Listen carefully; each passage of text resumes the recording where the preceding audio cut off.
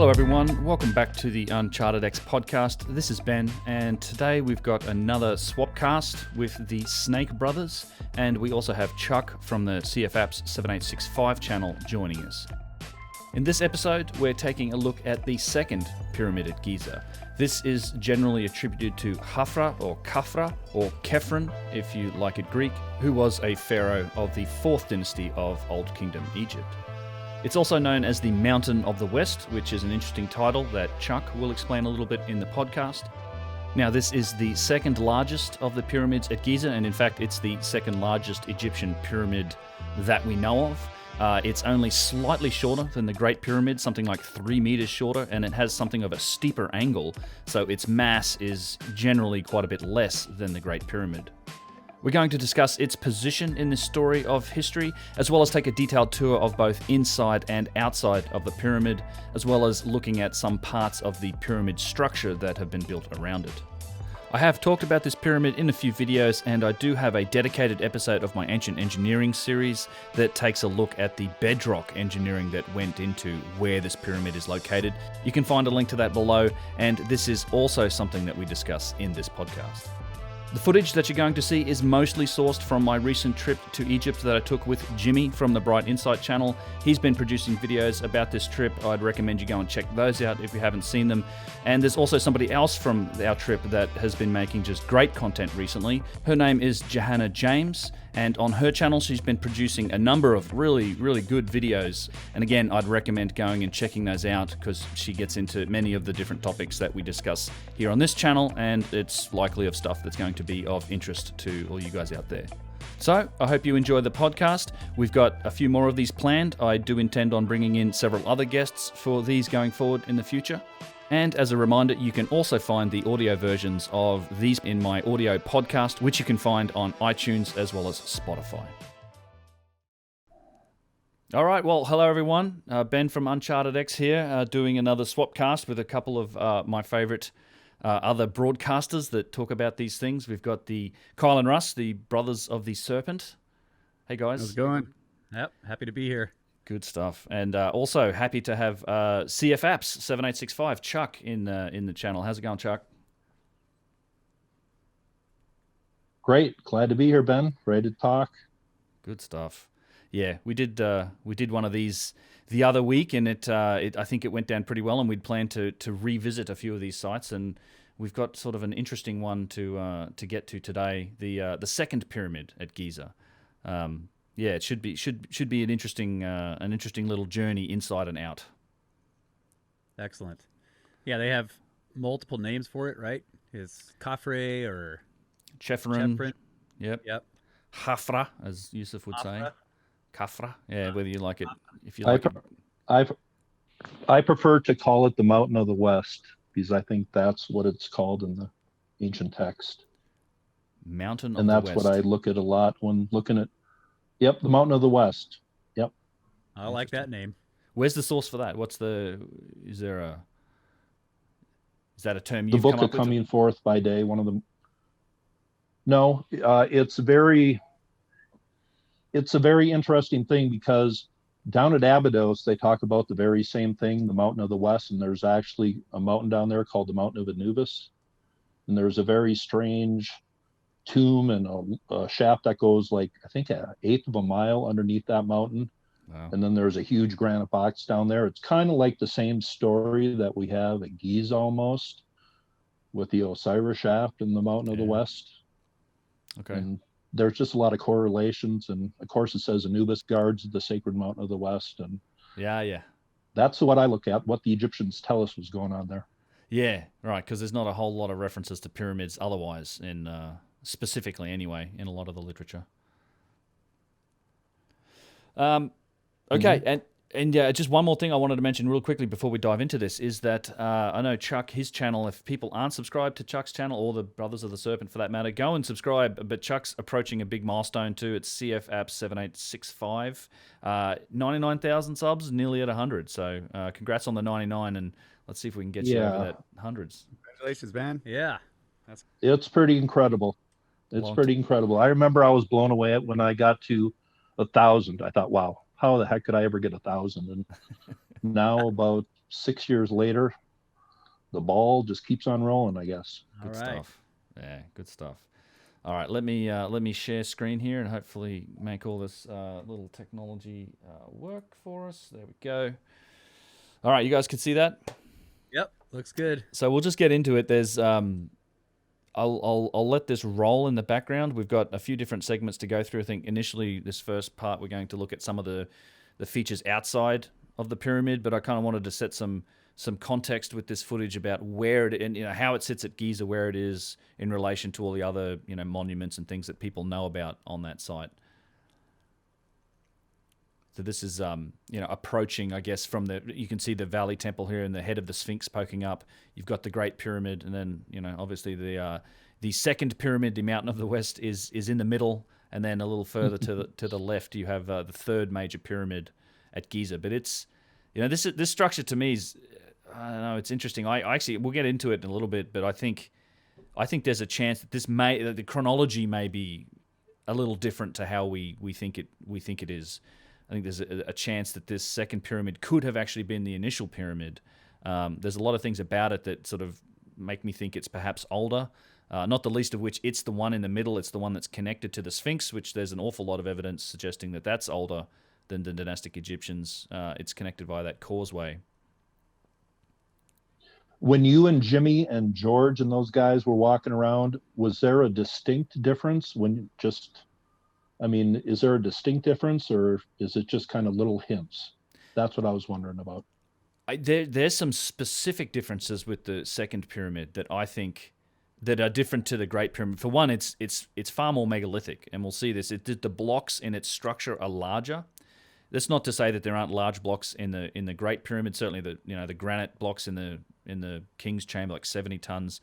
But you have blocks in the masonry of the second pyramid, and you'll see this on the bottom courses, that are way bigger than the blocks that you see in the Great Pyramid. It seems like they use slightly smaller blocks. They're still like 2 or 3 ton blocks, but you've got ones, I think, in the second pyramid here that could be 15, 20, 25 tons, maybe even heavier.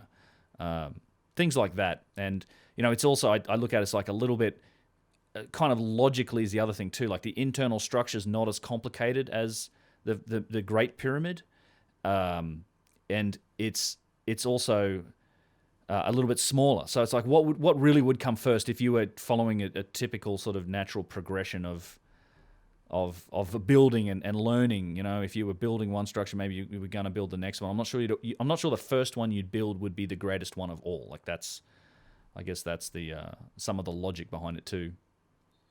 Yeah, the thing I just kind of get to when figuring out the age of this, would a 4th dynasty king put a massive pyramid into a necropolis that was already there? Because some of those tombs go back further than Khufu in the 4th dynasty.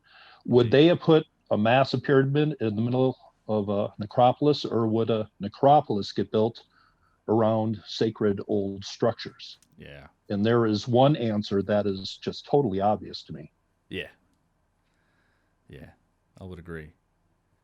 So the video here is you're zooming in and out on the casing stones that are still at the top of the second pyramid. And one question I've always had is how is it that they're still up there? Like what's holding them basically? Why don't they fall down? They're basically fixed into the underlying structure, right? That's why they're still there. Otherwise, they would just fall down. Yeah, so they are. There's the back end of them are wedged in, and it is all. There's no mortar in it. They are wedged into place there, and as you said, it's the top sort of third of it, or the top, I guess 25% of it has the casing stone still on it, and they're remarkable. These are the fine Tura limestone. All these casing stones came from different quarry. But I'm not sure exactly how they're still up there. It's actually remarkable that they're still there, after being, I guess, shaken around. And then they think that the reason that some of them are out of place is due to minor earthquakes. The pyramidion on top is missing. But this is the best. I think this is the prettiest pyramid, really, because it gives you a good indication of. You get just a little sense of what it might have been like, all of these, having the 2 pyramids cased in this type of limestone. Yeah. Well, just because this sounds a bit silly when you first hear it, but the fact that those casing stones are still up there, Yeah. has made me wonder if they started from the top in installing them. Because it's almost like a paint job. You start from the top and paint your way towards the floor, right? Because because if you started building them up from the bottom, and then let's say you get 2/3 of the way up, and then somebody drops a block and it goes sliding all the way down, damaging all the casing stones all the way down. You start from the top and go and work your way down. Right, that won't happen. You can't damage it. And the fact that they're still up there at the very top implies that they can be built that way. As long as they can. The lower one. It's very interesting you say that, because I believe either on that pyramid or the Great Pyramid, they did dating on the mortar, some of the mortar that was somewhere around there, and they found that the top of it was older than the bottom. That's right. That's the other thing that has made me wonder about it. That some of the stuff has made it seem like the top is older, and I'm like, well, yeah, when you're doing the finishing out, the final polishing of the whole structure, you start at the top and work your way down. And I don't know. Right. It's a good point. Yeah, I don't know. I mean, I know the blocks do get smaller, so the courses they get smaller as it goes higher. So the bigger courses are there is actually, and it's funny. There's also a little bit of imprecision in this one relative to the Great Pyramid. It's a very slight twist to it because it's not perfectly square. It sort of twists just a tiny bit. And then the courses get smaller, and then there's a notable layer in the middle somewhere in these courses of where they leveled it perfectly. So they kind of build up, and then they leveled it perfectly, kind of halfway up, and then kind of built on top of it again, like the structure itself. I think the casing stones, maybe they started from the top down, but there's a couple of oddities about its construction. But the other thing, what about those casing stones compared to the casing stones on the Bend Pyramid? Is there a difference? Seems to me, remembering old footage, it seems the Bend Pyramid is a little different, the way those casing stones are kind of locked into place. Those are definitely. That's why I think they're really. There's an angle to those that just from memory that, I mean, if you look closely, I don't know. You can sort of see how it's been wedged in on top of the masonry block, so it's sort of being held in by pressure, and then I guess the ones on the bottom where it's fallen off are supported by something beneath them. But the bent pyramid has more of an angle to the joinery, I guess, and we'd have to look at some footage of it, and that's why there's so much of that casing stone still on there. Yeah, and the area that you were highlighting with the mouse just a moment ago, where it breaks off right there, that looks, I mean, there's some shear walls there that look pretty big. Yeah. What's the distance, do you think? Yeah. Yeah, some of them are pretty big. See, there's some blocks standing up underneath them here. Yes. And I know there's some of this is probably modern repair, to be honest. So you do. Yeah, there's definitely quarry. You could tell people were cutting that stuff right there at the top. Yeah. Quarry. We'll get to the quarrying. There's an awful lot of talk about when it comes to quarrying here. And this has been hacked off here. But so some of these vertical blocks you see, probably some of that maybe even modern repair. And you see this at the bottom too. And they do a good job of kind of disguising it, making it look like limestone. But there's actually quite a bit of modern concrete. They're trying. I mean, it's good, keep them from deteriorating further. But there may be a little bit of that going on. It's a remarkable piece of. I mean, the Great Pyramid kind of gets all of the attention, but this is the second biggest, the second largest, second tallest, and the second in terms of mass. It's steeper than the Great Pyramid by about 2 degrees, and it's only about 3 meters shorter. So what's that? 9-10 feet shorter. Yeah. It's because it's steeper, it has considerably less mass. You can kind of sense the difference in the pitch here. You can see that it's, and this is from what they call the viewing platform. This photo, so it's a picture of the Great Pyramid and the Second Pyramid. They drive the buses up around here, and it's another vendor attack location. Well, they'll come at you with all of the shiny wares that you can purchase. But it looks like right there in the midsection below the casing stones, but there's like this clean level where you can see the stair stepping very clearly. Any ideas what's going on there? Why is it? Yeah, why is it more I don't know. It's cleaner. yeah. Yeah, maybe they've just taken the casing stones off here and they didn't. It was a little too high up to just be quarrying regular limestone, because there's definitely, like, as we go around it, I don't know if this might be the face here. You can't see it from this angle, but there's like big divots. Like you can see this huge big sort of where a large amount of material has been removed from the side of it, because it has been, extensively quarried, as well as going through earthquakes over millennia. But yeah, I cannot imagine the thinking behind. I mean, I don't know. I can't get my mind around the idea of like, oh yeah, let's go get stone off of that. Like right. I can't imagine doing that. Yeah, well, is there local legend, Ben, where that stone went? I mean, there's a ton of it. The limestone, in particular, there's a ton of it that's made out, like some of the structures in Cairo, like a lot of buildings and stuff, the mosques and whatnot. There's a lot. The mosque of Muhammad Ali. I think I did a video on that about 3 years ago, where they pretty much know for sure, but that's a lot of limestone there. This is like from the base of the third pyramid, kind of panning around.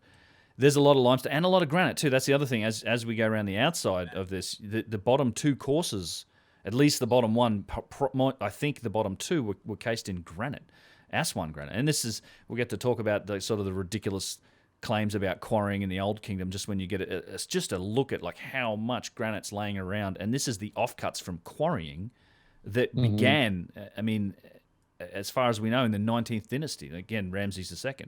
In fact, it's written on the wall of the enclosure in the pyramid that the overseer of the quarry was quarrying the granite of this pyramid for Ramses II for a temple at Heliopolis. So, yeah, there's so much. Do you know that one of the?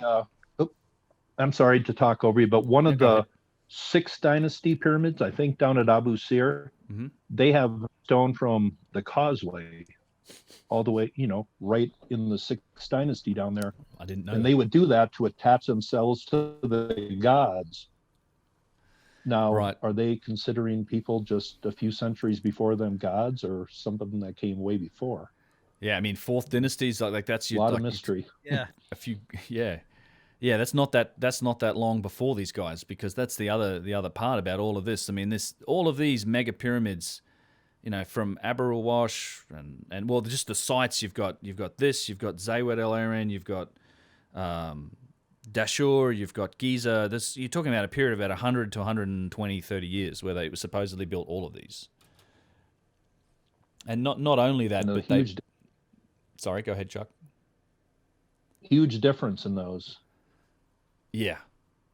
There is, big period. I mean, so Khufu was supposedly, Khafre was supposedly Khufu's son, or perhaps his brother, I think, but I think he was his son, and you've got these successive generations of these kings that then, in their lifetime, built these structures. And so what I want to look at now, before we get into the pyramid itself and then walk around it, I've got some footage of some of the structures that are connected to it. So you'd call it sort of part of the pyramid structure itself, because everyone talks about the pyramid itself, but when you look at just how much work and stonework and masonry was involved, not only in the pyramid but in the foundation, plus all of the structures around it. You've got these huge structures that were built just around these pyramids, causeways. There's a tremendous amount of stuff that went on, not just in the pyramid. You have a huge amount of work in all of the structures around it, and it's all the same sort of massive megalithic granite. In fact, this is out the front of the second pyramid, just to the side of the causeway. The structure behind this footage is what they'd call the pyramid temple, or it's just the actual structure that was built that's on the causeway that leads down to the Sphinx, and then they have the valley temple.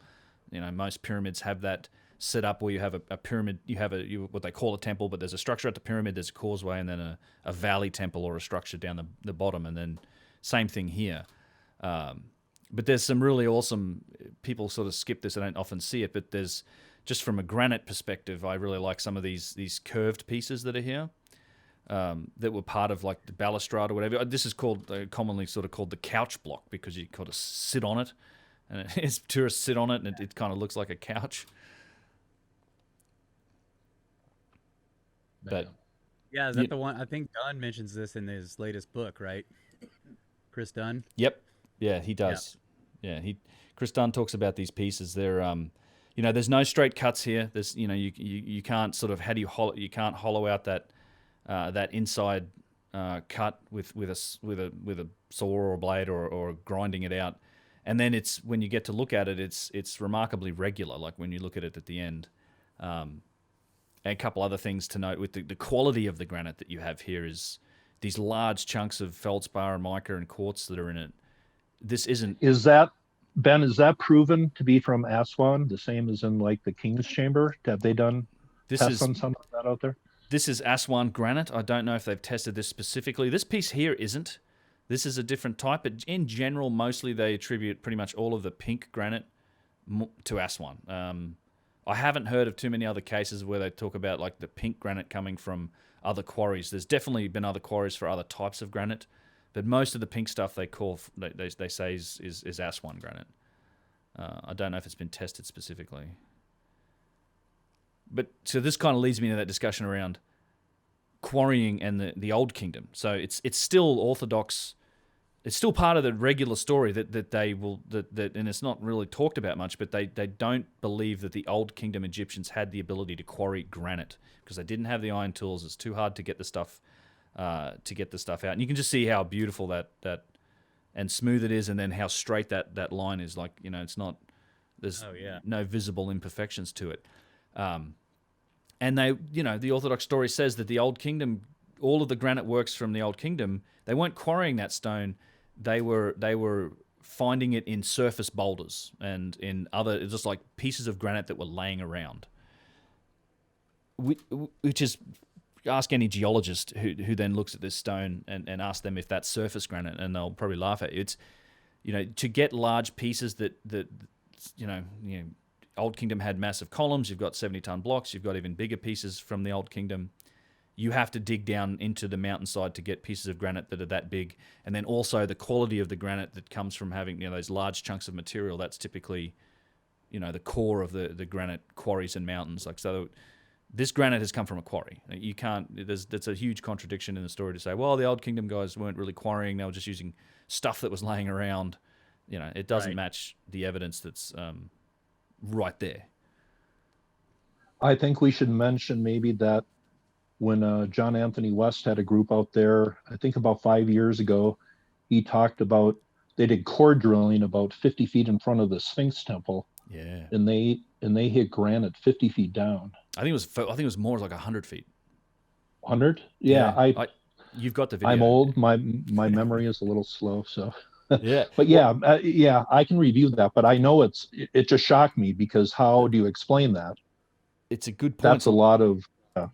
Let's just flip back real quick to see what you're talking about, because I've got that footage here. In fact, you might even be able to see the pipe in the ground from where they drilled it. But so this is it's still there. Cool. This image, there is, and I think I don't have it in this set of film, but I do.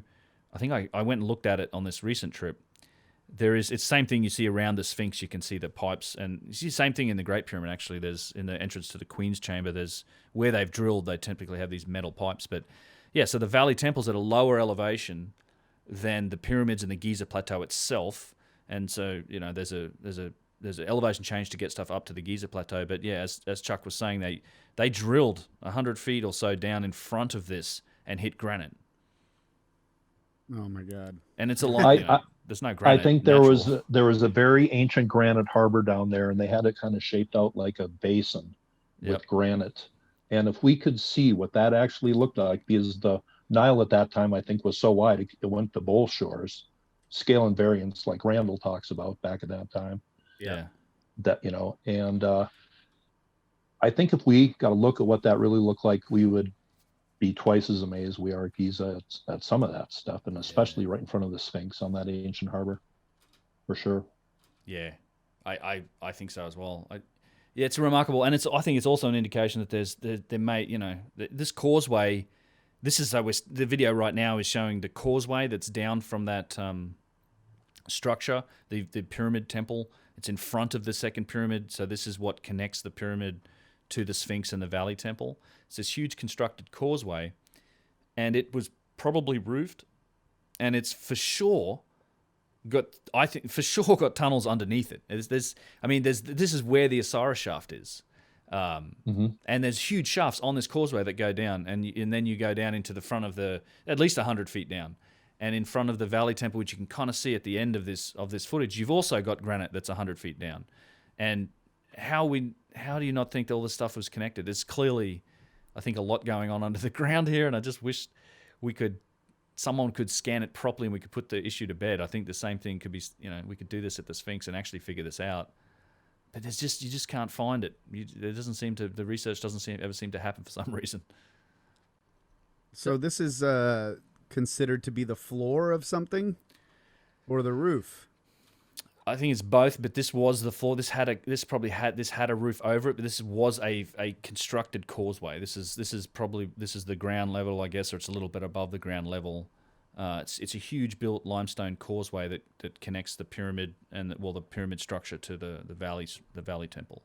Yeah, and it definitely looks aged, much like the the Sphinx temple blocks or the Sphinx enclosure. I mean, this is it's very, very eroded, very degraded. Yeah. Yep. And then that structure you were showing previously, that's I don't know what you call it, the one that's right next to the pyramid that has the old limestone blocks. Mm-hmm. Khafre. Yeah, they have that huge wavy.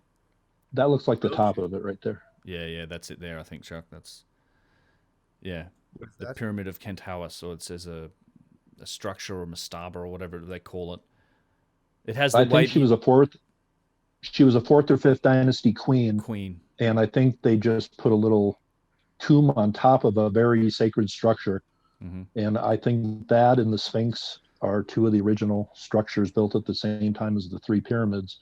Yeah. But there's a very interesting study that I was reading, or a PDF that I did a pyramid video on the middle pyramid. And it talks about how much of the original mound is under Khafre's pyramid and under Khafre's. Yep. And under the Great Pyramid. And they think 11% of the mound is under Khafre's and 23% of the original mound is under the Great Pyramid. And it was an excellent study. Yeah. So interesting. And 64% of that structure is original bedrock Khafre's. Oh yes. Yeah. And there's a causeway going right down to the Nile. Yeah. Yeah, Keith Hamilton has done an excellent layman's guide to it as well, looking at the internal structure. Keith Hamilton does amazing work. Mm-hmm. He creates all of these 3D models of a lot of these structures, and he works from images. And yeah, he actually just left me a couple of comments on my website. I should use his work more in my videos. But if you ever want to understand this Khafre structure, there's a great layman's guide for it from Keith Hamilton. And just to catch up on the video here. I know Matt. Go ahead. Yep. This is the Osiris shaft. That's all I just want to let you guys know. I know Matt did a video on it, and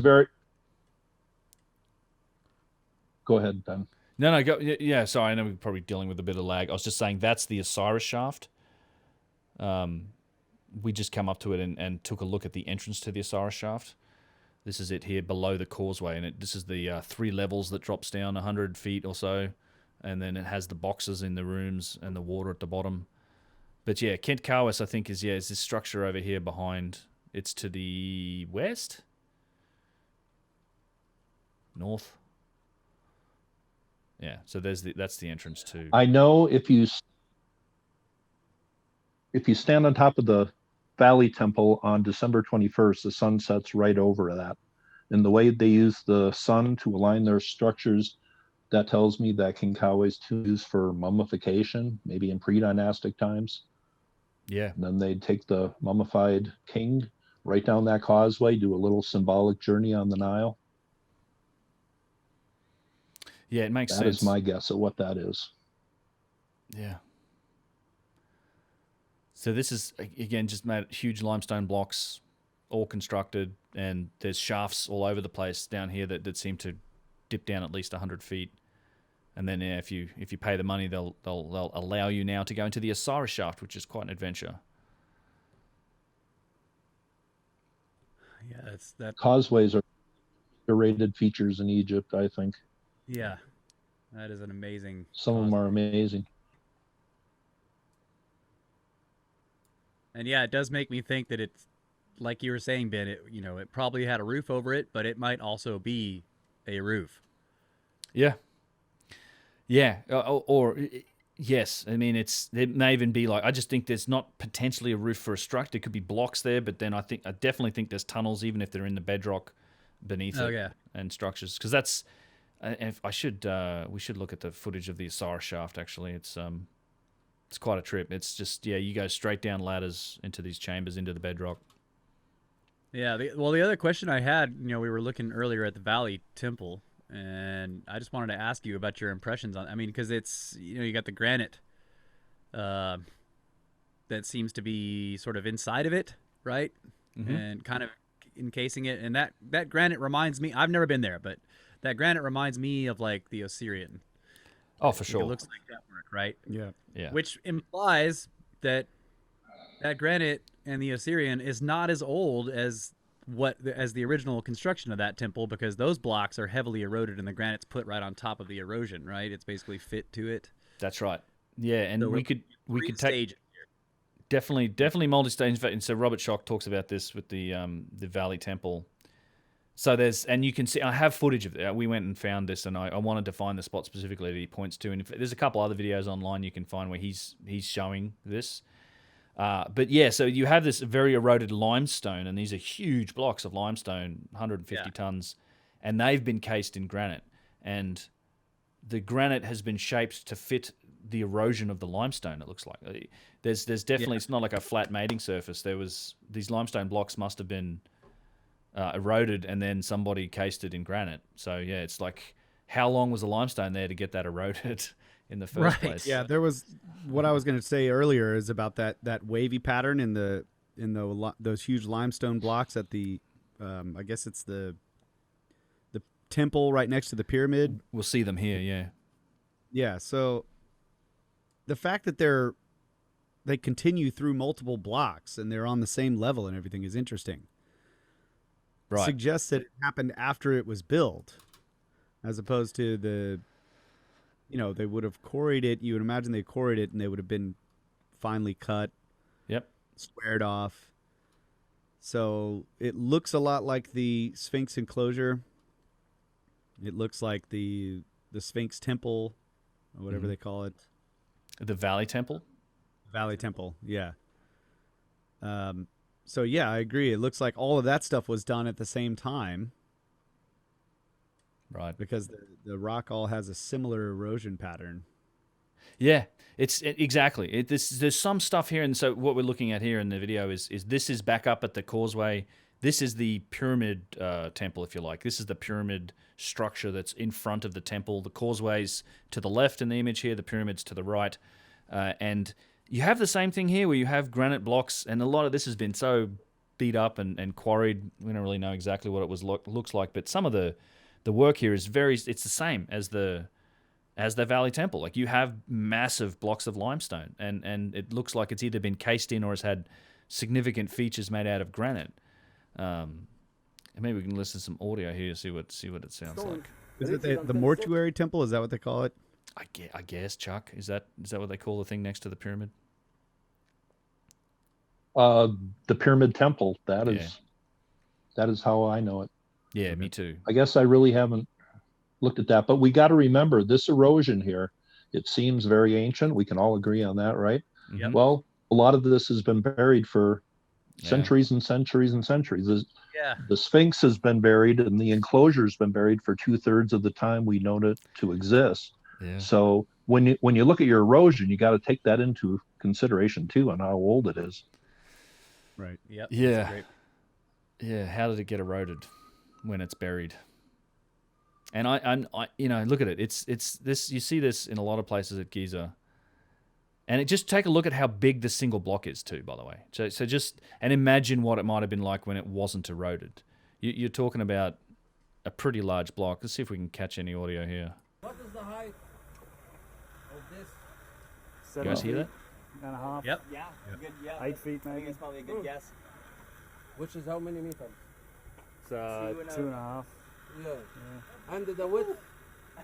The width is the same. At the top, the line. Oh yeah, it's sharp. Yeah. Holy crap. And the width is the same. What about the bin? Well, you got Here. Look, move in. 10.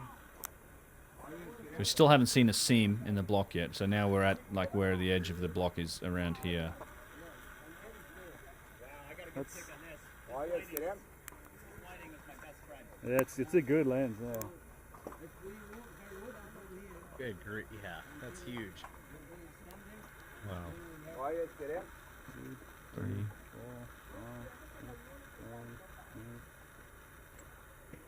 12. 13. 13. 13. Is there one under it too, Ben?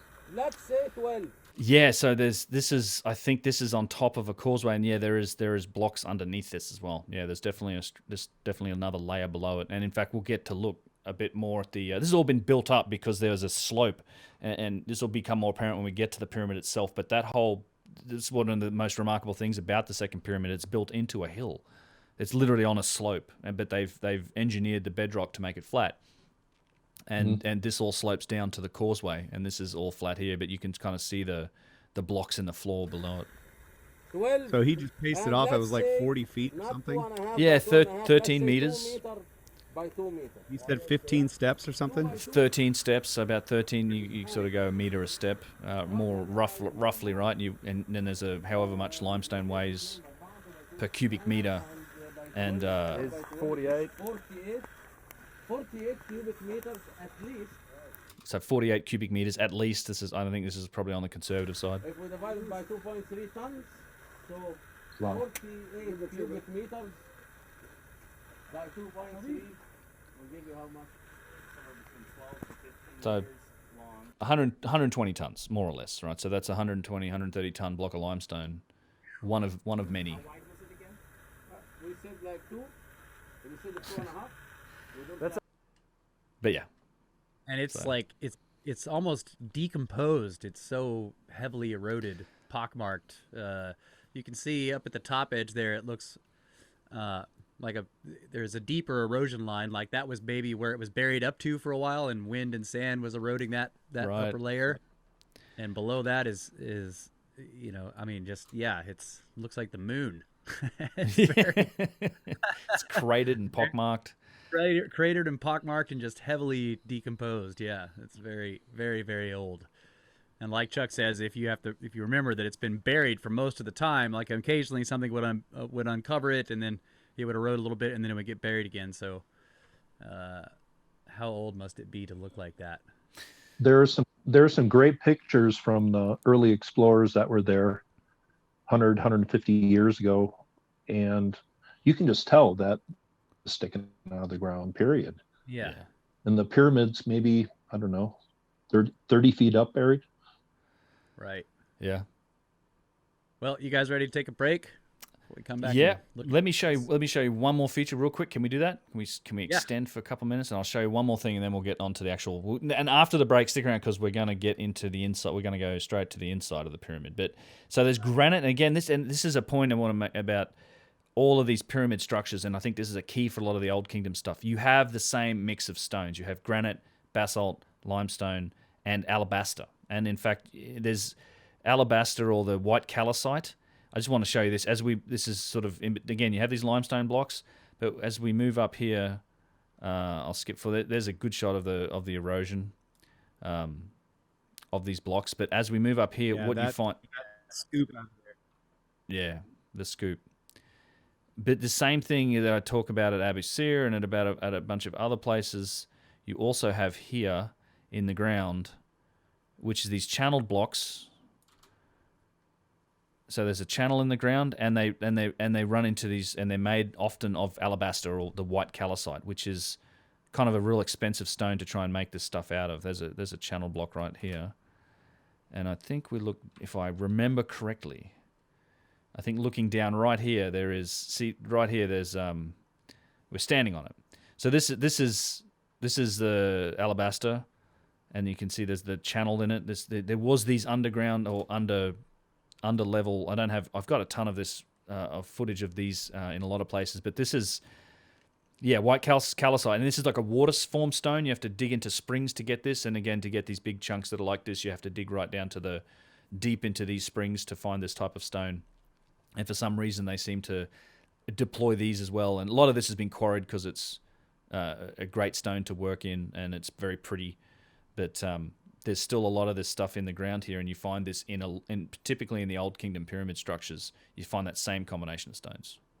Yeah, you find that in caves and stuff too. Yep. And you have the channeled blocks here. So, yeah, let's take a break, I guess, and then we'll come back and we'll get to the inside of the pyramid. All right, ladies and gentlemen, we're back from the break, and I guess we're going to go in. Ben's going to show us some of the interior of the pyramid, but before we do that, I wanted to talk about these erosion patterns. And I don't know the specific geological processes that cause this, but we have a very similar looking limestone rock here in the Texas Hill Country where we live, and I see these types of erosion patterns often, always associated with a ravine, seasonal creeks, things like that, where when the ravine starts and it's going down and it's cutting into the solid limestone, you will often see some of the harder areas of rock that are sticking out, much like the top of this, and then there will be these big curved patterns. Obviously, I mean, to me, I've always thought they were cut by water. Right. And the question is it a current that's cutting it, or is it down cutting? Because it seems like if it's down cutting, it would create vertical grooves. Right. So I've always associated it with lateral flowing water, and you'll often see it at the down at the rivers, wherever the water level is, maybe a couple of feet above, you'll see these nice curved things going along laterally along the rock above the water line of the river. And there'll be multiple stages of them depending on how high the hill is. So that's when I saw this going across this joint here, to me that says those blocks existed, then that was cut by a current. Right. Yeah. And then the one above it, there's another one above it, and that was a different flow, a different current. So maybe it was flooding, a couple of different episodes of flooding. And it could it also be like maybe not necessarily a current, but just standing water, and it's got waves, wave action, like wind blown waves just cutting into that. Yeah, and the water level drops, and it's cutting the next level. I don't know. Yeah, we could go because we have a lake nearby, and I've seen it at the lake. So it could be wave action. Some of the features we see around here are, huge curves. You can stand inside of them. They're and they're just beautiful curves, and they just run all along a cliff face. Yeah. So it's kind of hard to imagine here, like you're standing way up at the top of a hill that hundreds of feet above the you can see the floodplain, and you're just like, wow, when did this happen? What happened here? Anyway, I want to point that out. Maybe there are other processes that could do the same thing. I don't know. Yeah, good question for a geologist, and it's definitely different to the vertical erosion, the rainfall erosion you see in the Sphinx enclosure that Robert Schoch talks about. But right, and you just again not isolated just to this part of Giza. You see this it's on several of the areas around the pyramids. I'm pretty sure you also see this in some of the pyramid temple structures at like the Bent Pyramid, I think as well. There's a similar degree of erosion in some of those areas. But it's interesting. I don't know what causes it. Yeah, it would be interesting to check the elevation, of these cuts. So you might see when you find cuts at other sites, is it the same elevation? Is it higher or lower? That'd be interesting. Yeah, it would. Yeah, I don't know. It's I probably need to sort out a bit more of the geologist questions. This is something for maybe Randall be good or a geologist, somebody that can identify this in that type of stone. I know when Brian Forrester travels, he often and I think also the Kemet School itself. I mean, Susan Moore, they have geologists that travel with them that have a a solid understanding of that, can probably explain it a little better. At least in terms of what happens in limestone. The other feature that I noticed a lot is all the tiny little holes, right? Yep. In the exterior of the stone. We see that here a lot. They call it it's karst Right. bedrock, meaning like little openings everywhere. And so excavating down into these hillsides and stuff, sometimes you will break into rock that's just is full of these tiny little tunnels. So that doesn't, I think that rock would obviously erode faster once it was removed from the ground. Like sometimes the holes are filled with a less consolidated type of stone, so they may erode out just with wet and dry. They degrade and fall out. But we see a lot of that same kind of stuff here, and especially on the surface, you'll see a lot of the it looks like wormholes all into the rock. But we do find it digging straight into the hillside. You'll find some rock like that. Yeah, it just seems strange that somebody would say, yeah, we can use that for building stone. You know, right? Yeah, it's weak, right? Right. Yeah, but maybe they did. Maybe it was aesthetic. You know. Yeah, at the time, who knows what it looked like when they first carried it out, whether it had those holes in it or not, if that's something that's happened afterwards. You get the feeling that it was probably pretty smooth when they originally started. And we know that certainly if it's come from the plateau, which a lot of this stone has, built like these big blocks, for example, I think are supposed to have come from the plateau, as well as a lot of the blocks in the pyramids. Not all of them have had that degree of erosion to them, so it sort of lends a bit more credence to the idea that there was some sort of ground level water that seems to have affected those blocks. So I don't know. I mean, I don't know. I haven't climbed the pyramid or anything. I haven't seen a lot of good footage up in the upper cases to see, or courses to see if there's similar erosion on the limestone up there. But it also reminds me of like Coral Castle, right? That's limestone. It's very porous. It's got holes all in it, and I mean he built a pretty big structure, not pyramids, right? Yeah, but he did. he stacked up. Edward Lee, he was quite a guy. Lee Scarlin, he dedicated his life to it. There is some footage. So I look recently. There's been some footage of him using block and tackles, like that was uncovered to do a lot of that stuff, which was like, But yeah, I think some of the mystery may have been dispelled. At least I looked into it a while back. It's a good topic to revisit at some point.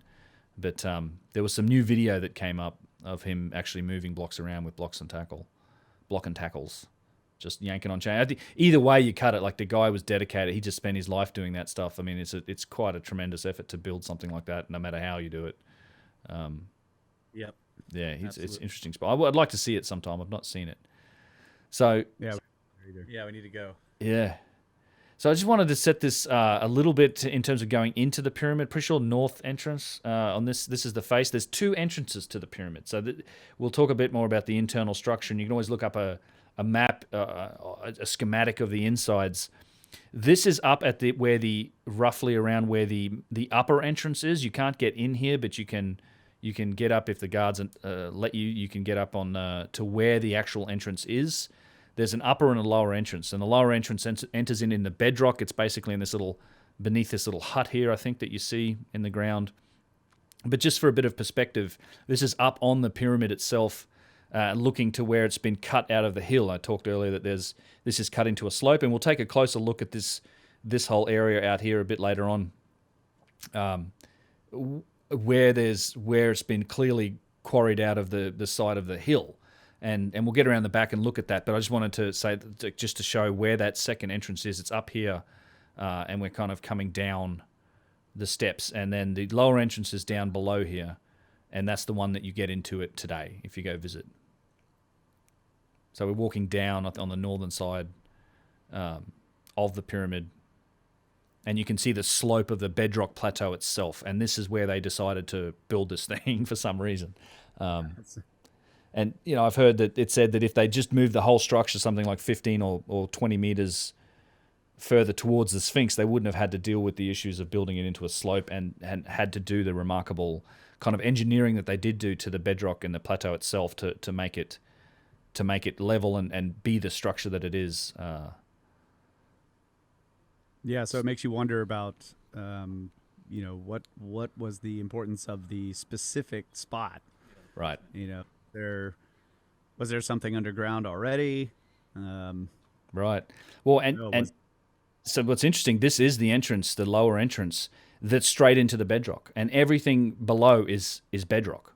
There's literally, this structure could have been here before this pyramid ever was put on top of it, and then it looks tiled. Is it tiled there? Yeah, it is. So there's tiling on the bedrock itself, but it just, other than these tile blocks, this sinks straight down into the bedrock, which you'll see, I think, in this next shot here as we start to go down into the tunnel. Right. So this is going down from that lower entrance. This is where you walk in, and you'll notice, like, as opposed to the Great Pyramid, a lot of the other pyramids, this is all bedrock. There's no blocks in here. The upper passageway, which connects to this one, is cased in granite inside the pyramid. So that upper entrance that is above this one, it is cased in granite. But everything you'll see in this is bedrock, except for a couple of little exceptions, which we'll get to. And I think there's audio on this that we can hear. Maybe I'll turn it down a bit. Probably just my chattering, being excited. Sort of. This was, and just to set the context, this is the footage from recently in December. This was like the first or second day I was there. It was just me, Yusuf and I, and Henry and Jimmy. And so we were just out a day ahead of the tour, and we just sort of romping around Giza, and that looks very smooth too on the interior. As opposed, I thought. Yeah, go ahead. You're right. Well, it seems a lot finer work than I guess in the Great Pyramid, or is it about the same? I think the Great Pyramid, the passageway into the, Mahmud's hole obviously has been hammered into the Great Pyramid, but the casing stones and the work inside it is quite fine, I think. Some of it's been damaged over time. But this is incredibly good work too. This is a straight as an arrow kind of passageways. Exactly as that, Ben. Are you crouching pretty seriously there? Yeah. So you're hunched down. This is. I think I was just telling Jimmy, get used to this position because we'll be doing it quite a bit. Yeah. So it's like I think it's about 4 foot, maybe a little under 4 feet high. This channel, this passageway. You can go down forward, and I can go down forward in all the pyramid tunnels except for the bent pyramid. That's actually a tighter entrance tunnel. It's a little smaller, and it's more comfortable to go down backwards. But there is a granite block here at the bottom as well that may have been blocking this or something. I don't know, but it's sort of shoved aside into an alcove. Yeah, so this is the initial descent down into the bedrock, and yeah, you'll crunch down, and you'll see it on the way out what the posture is.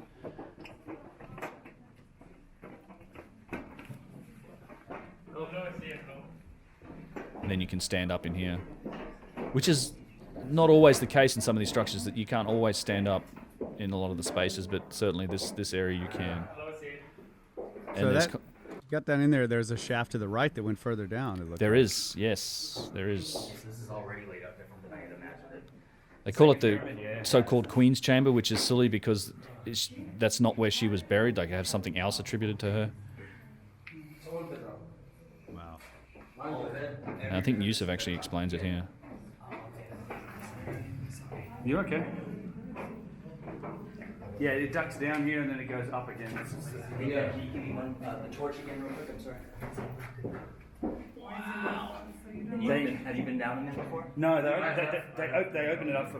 It's all frame A ceiling, rock cut chamber in the bedrock, and it's what's labeled as the Queen's Chamber as well, but even academics knows that this is not true because the Queen, her name is Merzan, and Merzan's burial is here in the Eastern Cemetery. She was the wife of King Khafre. So yeah, Merzan, I think is what he's saying, is the wife of King Khafre, and she's buried in the Eastern Cemetery. But they call this the Queen's Chamber, and it's kind of one of those contradictions. And I don't know if you caught it, but Yusuf says it goes down, it opens up into a rock-cut and A-framed ceiling. And I think it's about the same dimensions as more or less either the King's Chamber or the Queen's Chamber in the Great Pyramid, is what I've heard of this chamber. But yeah, I've not been down here. It's locked. It's a special, you've got to rent the thing on a special permission, and then they will open it up for you. But yeah, there is a passageway off to the right that goes down. And Ben, is there any hint of soot or anything on the ceiling anywhere in there? Not that I've noticed. There's maybe a little bit in the Queen's Chamber itself, but no. There's in fact, we do want the audio on this because there is some interesting. Only private visits. They open it up for privates, but see if you can see it. But I didn't recall any soot. Next trip, Next one we do the middle pyramid and the base of the cells. yes.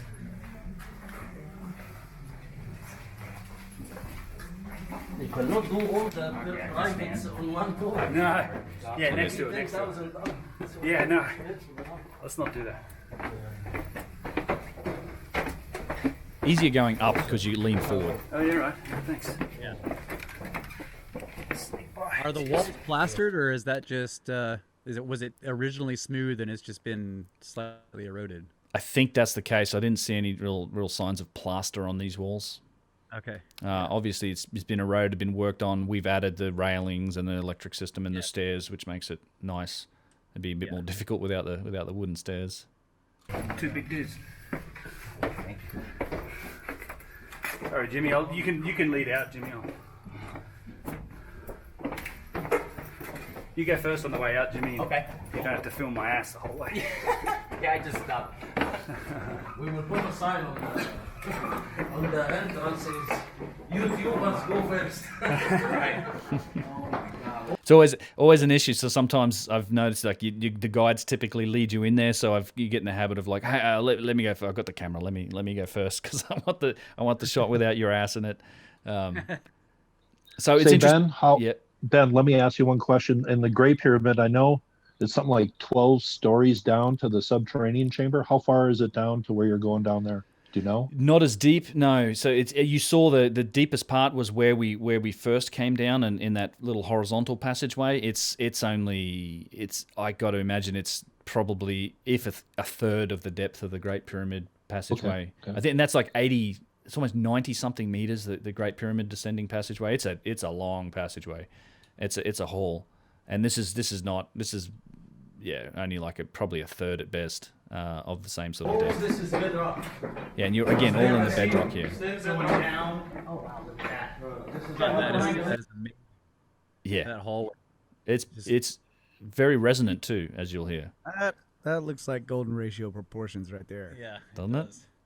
So I'll mention this because we spin around and look at it here in the footage. I'll just mute it real quick. And we get a better look at this on the way out, but it opens up because this passageway up there is where it goes up to that upper entrance. So when you turn around and look behind you, there's like a big gap in the ceiling and a passageway that goes up. And again, we'll take a closer look on the way out. You'll also see the big air conditioning box that's in there. And thankfully, Yusuf, this was nice. Yusuf knows the guys, and normally, and he actually turns it on when we're coming out. You can't pick up any of the resonance of these chambers because these things will be roaring and just be huge noise in there. And you also have that in the third pyramid. But Yusuf, knows the guy and he had him turn it off for us. So we'll hear what it sounds like in this chamber. Let me put the audio back on. Yeah, that's still bedrock. You see how far the bedrock goes? Yeah. That iron, look at the iron formation. Yeah. It's so strong up there. So condensed. Now, the question I always ask. Get to the going forward again. Here we go. This is insane, dude. I'm in bedrock right now. Like this is. What's going on with this thing? The guy here. Am I running out of? I may have ran out of space. I don't know. What are you saying? I got. I'm switching to my iPhone to this thing. I think I ran out of. Oh man, that's cool. Yeah. I'm not quite hitting it there. All right, those look like blocks. Is that blocking on the side there? Yeah, I noticed that too. Yeah. I don't think so. I don't know. It's bedrock. Whether it had its markings or something, or it does. But it's like maybe it was plaster. I'm not sure, but this is. Yeah, it's not. Even whether. Back up maybe 5 seconds. There was a whole set of them on the left. On the left side. Yeah, see that? Yeah. I mean, it possibly is repaired. Like this may well have been because this was all full of debris and was damaged. Right. My guess might be that this is a modern repair since it's been. Right. And Chuck, they could have cleaned it too. I know they've done that in the past where if there's soot in here, they clean it. But yeah, this I suspect this is probably repair. You can see the concrete. Yeah, you're right. And so maybe a good time to mention, it was 1818, I think, when this was first really cleared out and discovered, and there'd been a few efforts to try and to penetrate it. So there was clearly like blockage, and this had some damage in here. And you'll know who discovered it once we get into the chamber. There's no missing it. Mr. C. I can't remember who. Yeah, you'll get it when we see the wall. All right. Italian. So it's about 6 feet almost. You have the chamber inside is resonating with the door. Yeah. I don't know why the audio messes up a bit, but it does. I need to see me in here. It's my part. I cut myself out of these damn footages, but you can get a sense of the height of the tunnel. The audio also screws up a bit here. I don't know why the microphone on the thing wasn't. It sort of drops in and out a little bit here. I'd like to get a snapshot of that for measuring. Belzoni. Belzoni. Wow.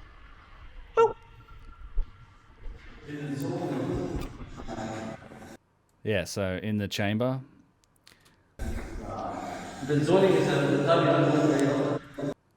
So yeah, Belzoni discovered this. This is the A-frame ceiling of the chamber that's in here. The granite box is down the end, and you also have the only thing that's not bedrock in here is the ceiling, and the ceiling has an A-frame ceiling. You'll see it up high. It has, and this is the fine, the Tura limestone. Again, this is the limestone that has been brought in from a quarry that's a distance from Giza. I'm not sure how far, but you'll see that in the ceiling here. The entire chamber is covered in the bedrock, except for the ceiling. Yeah. The ceiling only is covered. The Torah found limestone. That looks like cement. The ceiling? No, it's limestone. That's a good comment. Like Henry says, it looks like cement.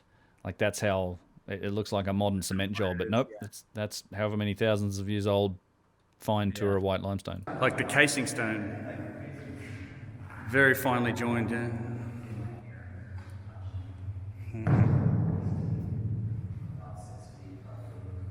It's a cool space. This was only the second time I had the chance to be in here on this trip.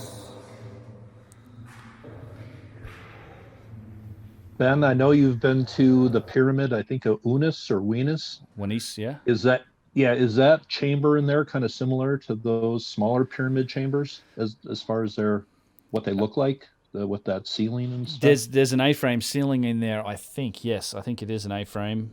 I think, and we can look at Wenis. I've been in there a couple times. I'm just trying to think from memory if it has the A-frame ceiling. But that kind of reminds me of those what you find under the pyramid of Teti and Unis and Pepi and those people, the smaller pyramids. Yeah, with that ceiling, yeah. So it looks like they tiled around put stones around the box there. Yeah, it's kind of built into the floor. It actually sits a little lower than floor level, and then they did build up around it in granite. So you have the box here with its lid, which is pretty fine work. There's actually a real nice drill hole. The tube drill holes, you can see the striations on these. You can also, I didn't realize this until the last day on the tour. We came in here again. There's also tube drill holes on the underside of the lid, so maybe it was doweled into place, or there might have been something to, like a pin. I think it looked to the eye like it lined up. Is there a lip on the underside of the lid? It looked like there was a lip. Unless that was the support that's holding it up. And it looks like there's a lip on the inner edge of the box there too. Yeah, it might be looks like a little lip. Let's see if I can just go back here. Just here. Yeah, there's a lip there, and when you were walking up and looking straight at the lid, you could see what looked like a. Back up a bit. You could see sort of under it. See that? Or is that the support that's holding it up? I think you're right. I think that is a lip. Yeah. Yeah. So it it sits down. It plops down in there. Yeah. There you go. Wow. That's cool. Yeah. Yep.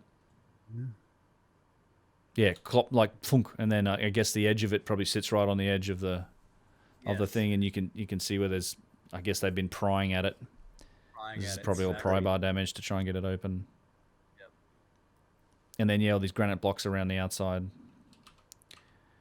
Yeah, it's a nice box. It's it's a nice piece of work.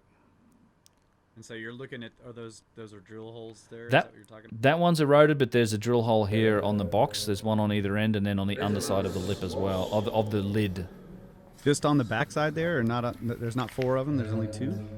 I think they're on the backside. Yeah, I think These tube drills. tube drills. Yeah, really nice tube drills on the corners here. Yeah.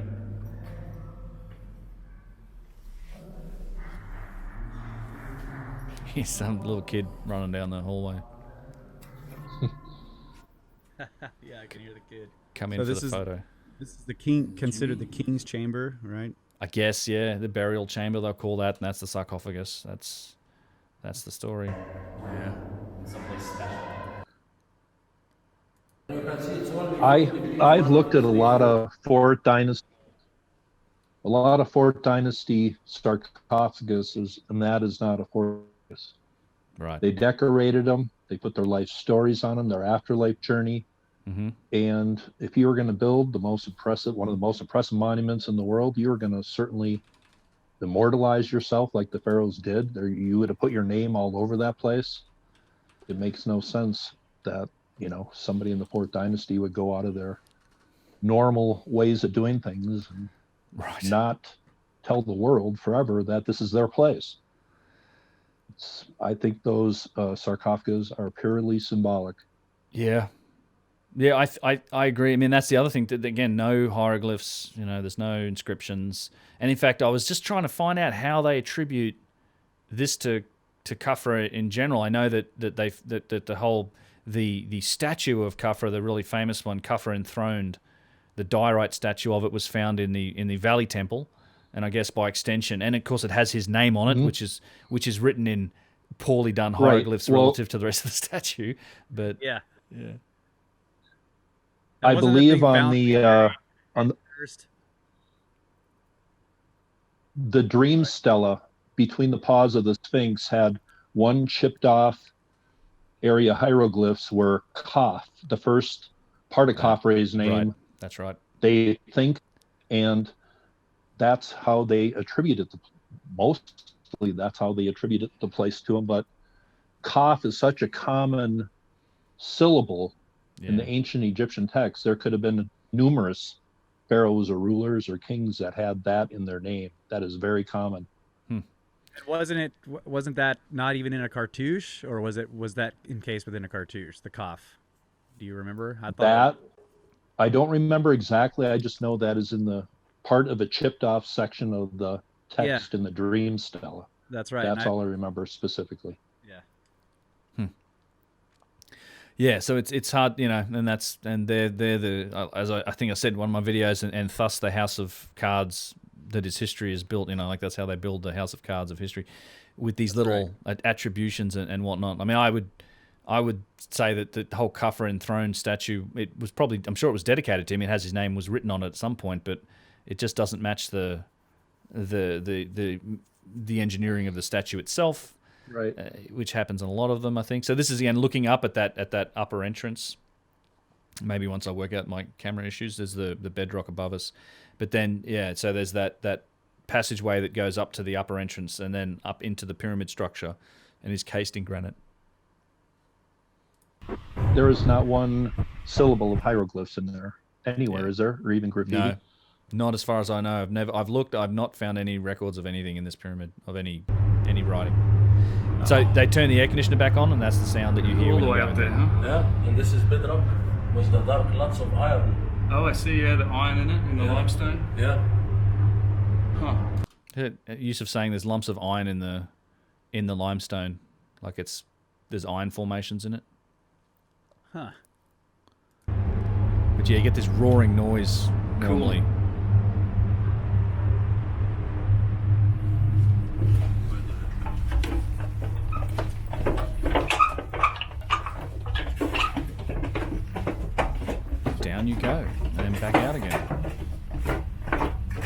they're not as complex a structure as Giza as the Great Pyramid, which it's do you do that first or second? It's kind of like do you build on the designs that you did before, or do you just do you go backwards? It's sort of an interesting. Oh, there you go. That's not a bad little tone there for you. I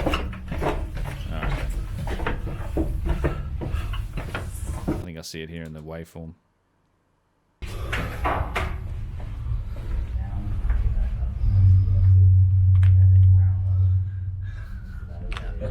With that machine, it will be really hard to feel the resonance. Yeah. Oh yeah. Whenever. Oh, you been waiting on me? No, whenever. I mean, is it possible that there are other still unknown passageways or interior chambers? Because most of this, you guys aren't even in the pyramid. It's all underground, right? Right. Yeah, it's it's everything's the most of the structure. There's really, I don't know if they've done any other testing, to what degree of testing they've done. This is the up passageway. I don't know what degree of testing that they've done to check that, but it certainly seems possible. I mean, again, you're talking about a pyramid that's almost as big as the Great Pyramid, and it's possible. They haven't found any other entrances. The only entrance that they did find is that connects down to this structure. Right. I'm just interesting because you build that entire massive structure, but all of the passages are in a place where the structure is completely unnecessary. Like, you don't need that giant pyramid to have these passageways. So it just seems like, I don't know, that is that giant triangle totally symbolic? Unless you're symbolizing. Yes, that's what I was saying. Is it entirely symbolic, or does it have interior stuff? Who knows? Somebody. Great question. Scan it. Let's see. Can we get a muon detector down there? Maybe do that after we get done in the Great Pyramid, because they're still doing that at the Great Pyramid. But I'd love to. I'm sure they could plop it down in the bottom here, and although that'd probably mean they have to close it off to the public again. Well, they just Ben. One of the things that you. Yep. One of the things Ben brought up is the chronology when these were built. I think what you have to look at is the small pyramid. Yeah. I think all these three structures were built basic purpose. I don't know, but would a pharaoh who wanted to be immortalized and known as the greatest ruler of all time, would he have built a tiny pyramid or a small pyramid next to his predecessor, saying, "I'm only this great"? Right. I don't think that's one thing that just doesn't make any sense to me. Yeah, because Menkaure is noticeably small, and then again, you could be right. Like, that could have been the first, and then it gets bigger from there. It just seems to work better that way, in just the nature of progression too, right? It's just, given that the chronology comes from the story, and we know the dynasties, and we know, and then you have this loose attachment that's very tenuous at best, trying to associate these various rulers with these pyramids, and that's kind of how we derive the chronology of the whole site. It's definitely questionable, I think. Yep. Go ahead. There are good questions, and I have more, and I think Kyle's got stuff to say too, but let's take a break, and then we'll come back. Alrighty. And we are back, ladies and gentlemen, with third segment. And we're back out of the pyramid now. So what are we going to be looking at next, Ben? We are going go around the outside. There's a couple of things I wanted to that are worthy of noticing, particularly, and this relates to how the pyramid is built into a slope of a hill and just the amount of engineering that went into it. But before we go there, we were just talking in the break about, and we mentioned earlier about the attribution of the pyramid, that there's very little there's no hieroglyphs specifically in there, and that the whole story is put together through, we found this artifact over here near it. And so I wanted to I do have some footage of the very famous diorite statue called Khafre enthroned. It's a remarkable piece of work. Petrie has quotes about it. He talks about it. He talked to artists in his time, and they were absolutely astounded about this, the quality of this. It's made from diorite, which is one of those, stones that's harder than granite. And it's in a museum, and it's right next to this one. We'll pan around and take a look at it first, but I've made this point in a few videos, and it's worth reinforcing here. And I think we've talked about it maybe a little earlier as well. It's one of my little pet points to try and make out, which is that the writing on these statues and on some of these objects, we talked about it with the Serapeum, is of an obvious lesser quality to that of the object itself. And you see that even on these beautiful statues. And of course, the writing is how things are dated and related to the story of history, right? So based on the writing, that's how we say it's this old and it was built for this king in this time period. And as we look, and we'll spin around and look at Khafre enthroned because it shows the same things, but this you can't get that close to it. It's because it's roped off. But this one you can get right up close to, and you can clearly see here the details of the statue itself. Look at the fingernails and everything. But here I'll just pause it real quick because there's a lotus flower motif in here, and there's a couple things that I typically point out are like, this lotus flower motif, it's polished, it's shaped well, there's fine lines in terms of how they've shaped the stone. All of the surfaces, including the curved surfaces, are polished, clearly contemporary with the rest of the object itself. But when it comes to the writing, you can see the writing's pretty obviously been chiseled on there. It's chiseled marks, you see the marks. It's very, very good work, but it's not perfect. The lines aren't quite straight versus the object itself has perfectly straight lines. And then the key thing for me is the interior surfaces of these glyphs aren't polished. So the interior of this bird glyph here isn't polished, when they clearly did have the ability to polish any surface of the stone. So this is the sort of thing you start to notice on lots and lots of ancient of these statues, slabs, boxes that have writing. And, and compare that writing to the detail that's of the chest. You see the bones in the chest. I mean, incredible work. Like whoever did this was a master of the medium and of working in the stone. You've got the belly button detail. That's all polished in there. The inside of the fingernails are all nice and polished. It just strikes me that the writing was added with a vastly different degree of technological sophistication and working in the material than the statue itself. Wow, and the breaking, the way it's the way the stone fractures reminds me a lot of flint. Yep. Which is really hard. Yeah, flint's an 8, I think, as well on the Mohs scale. I think this stone's an 8, and then we spin around here and take a look at this is a conglomerate that's, I think, also like granodiorite, if not diorite, or green syenite or something. Incredibly hard stone. And we'll spin around here and actually get to Khafre enthroned, which is the statue that is used to also to attribute the Valley Temple, the Sphinx, the second pyramid to Khafre. In fact, so Yusuf right here is pointing out there's overcuts. There's actual like saw cuts that they've gone a little too deep in on the armpits. Maybe I didn't actually get the right video here to look at Khafre enthroned. It would be interesting too. It's the next one. Like how similar are these statues? They're the same position. They have like the way Christopher Dunn compares the faces. How was this cut out by a machine that had that built in? You know what I mean? Is it that close, or are they? I don't know if that's study that's ever been done. I think it. I wish it was. Here we go. This is Khafre enthroned. They need to be scanned. They do need to be scanned, indeed. I can't believe that I've lost this all of a sudden. I had this in the break. We spun around and looked at Khafre enthroned. I swear we did. That is amazing.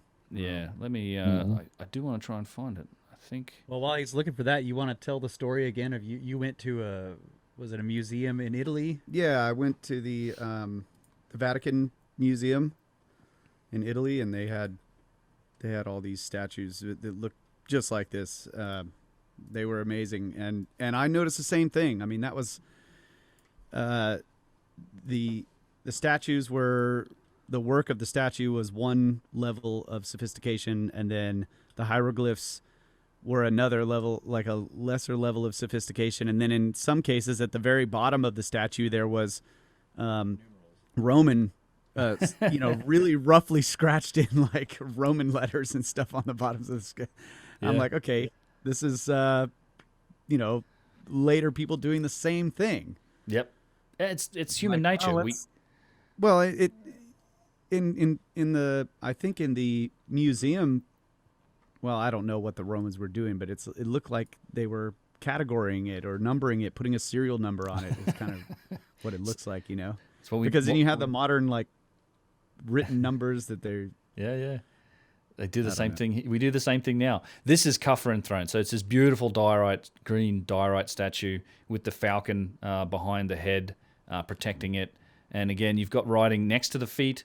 You've got that lotus flower motif on the side. And it's a wonderful statue. I mean, you can see why it's so precious.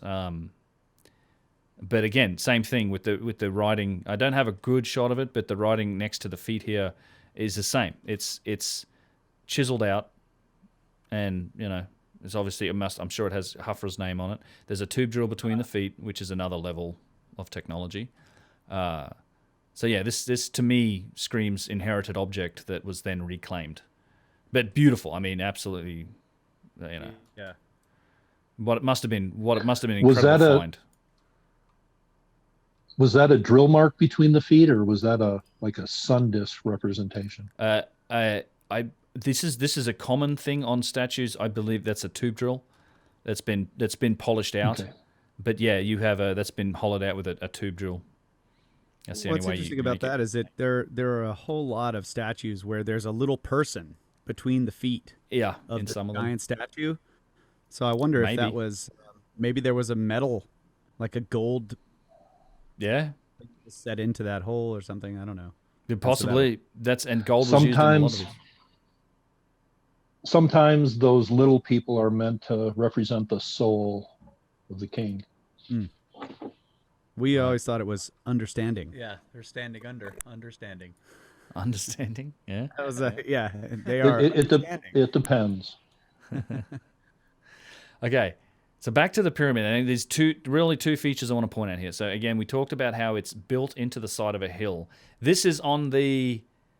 God, what am I got to get my. This is the eastern side, sloping down, and so what happened with the pyramid was they had to cut out the backside to like hollow out, and you'll see when we get around there's like a 10-meter cliff. We saw it briefly in an earlier shot. So they've dug down 10 meters, and then they've formed part of the pyramid itself out of bedrock, which we'll see. But then on this side, the eastern side, I think it is, they had to build the plateau up. So it's not just bedrock. They had to do a tremendous amount of engineering in the plateau and in the foundations itself to then provide that flat platform to build the pyramid and the pyramid structures on. And so the key thing here is to look at what we're standing on, because these three-dimensional interlocking limestone tiles. And just the one thing I'll pause here real quick to show you is you get a sense of how deep they are with this line here where the camel is laying down. So you're still talking about a meter or so thick, so 3-4 feet thick, massive limestone blocks in the ground. And they all interlock like a giant 3D puzzle. And look at the size of some of these foundation tiles. The interesting thing about them also is that they truly are interlocking in 3 dimensions. They not only are shaped to fit each other side by side, but they fit the bedrock beneath it. So they're actually been shaped to match the bedrock, and there's areas where you can see that. But some of these limestone tiles, 150 tons, easy. And see, that's suggestive again of the earthquake proof or whatever. Yep. It's like they're expecting this whole system to be vibrating, whether it's earthquakes or whatever. But right. You wouldn't want to flatten the bedrock and then set stones on that because they could slide around. Right. But to fit them to the contours of the existing bedrock, they would stay in position, even with vibration. Exactly. Yeah, and there's, it's interesting too, because in this you see this also in the Great Pyramid to a lesser degree. But not only did they do that in the foundation, but they actually have blocks, and you also see this in the Great Pyramid, but there are some of those blocks formed from the bedrock itself. So it's like the ground kind of locks into the whole structure. You've got in this pyramid, it's actually like 3 or 4 courses on the I guess the western side that lock in, and it's kind of they just sort of gradually transfer to blocks with the slope of the bedrock. So they dug down, and we'll see this on the other side, but everyone walks over this and the camels crap all over it, but it's like a huge piece of that. Look at the size of this thing.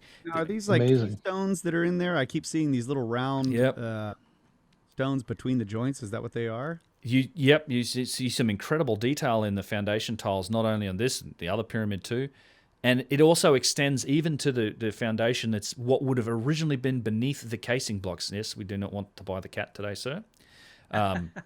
It's just like there was plenty of Egyptians here, just out of interest. They, the Egyptians roll up here on Fridays and Saturdays, and we were, I think, here on a Saturday. But yeah, so the little blocks, the little keystone blocks, and some of them are tiny. And in some cases on the Great Pyramid and even here, where the casing stones have been removed, you see them underneath, like as if they were never meant to be seen. But it's this incredible level of detail that's in the foundation that's just mind-boggling. Like, why do that? Why not just fill it with sand if it's just, who cares? But apparently they cared. It had to be solid. So you're saying Ben, in front of the Sphinx, I know there's massive paving stones. Are those the same as you see up there by the second pyramid? I think so. Yeah, there's a similar size. There's a lot like the Valley Temple and the Sphinx. Oh, you mean in front of the paws of the Sphinx, or just directly in front of it? No, I'm talking in front of the Sphinx Temple and the Valley Temple. I know there's big paving stones on the ground there. I just wondered if they're very similar to what you see up there on the top of the plateau.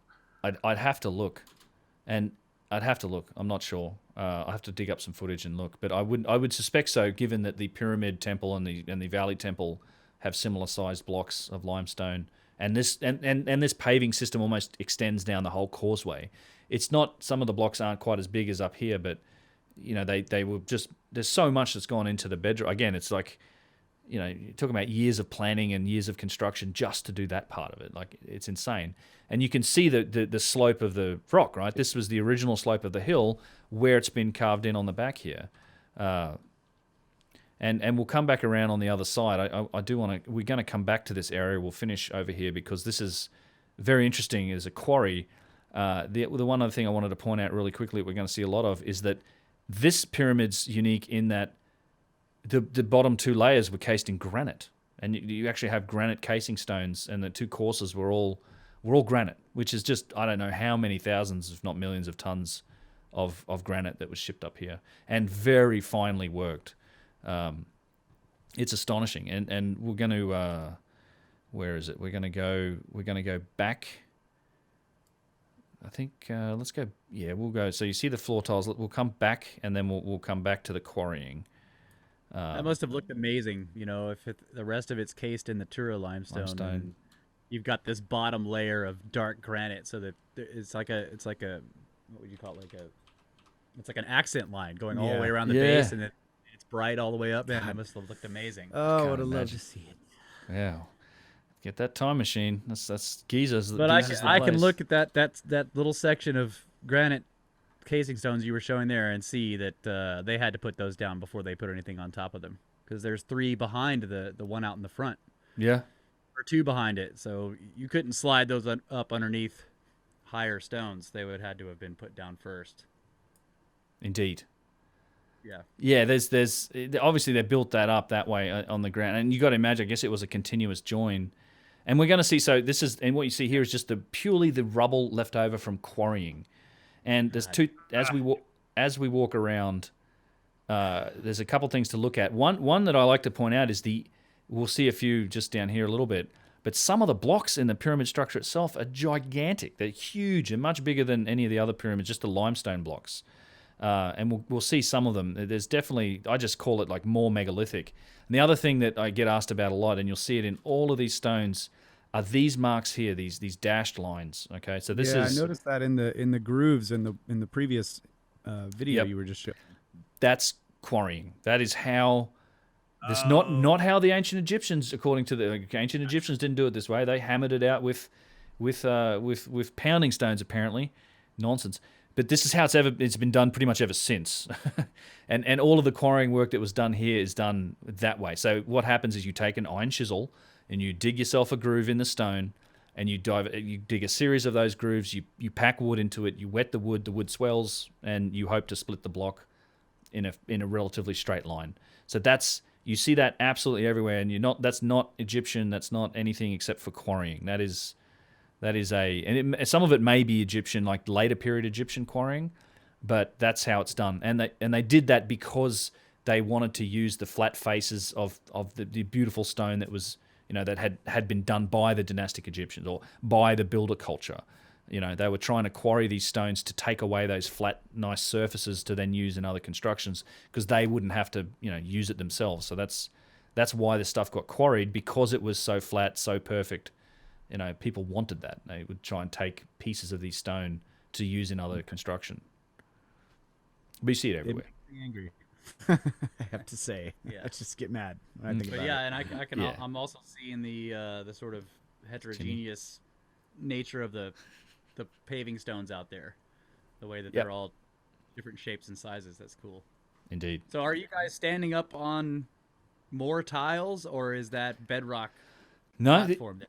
No, this is all still foundation and tiles. In fact, this is right on the edge. And see, this is also kind of interesting. Check this out. It's like there's a granite block intermixed with the limestone. See this? Yeah. In this course here, the granite block goes back a little further.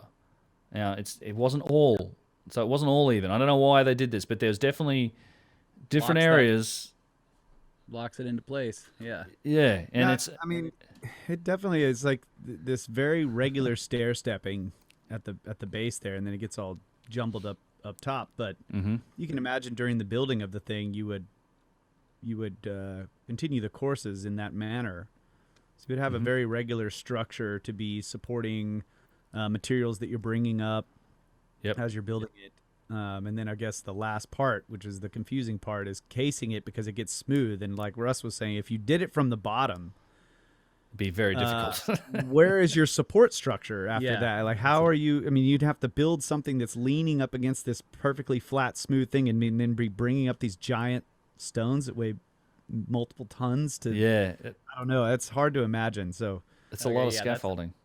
That's a very giant block. Yeah, that's a huge megalithic block right there. Yeah, and this is the biggest blocks in any pyramid construction I've seen. Like massive blocks in these early courses. Yeah, and again, it's like it's not the precision of it's not all perfectly finely fitted, even though it's been shaken around with earthquakes and whatnot.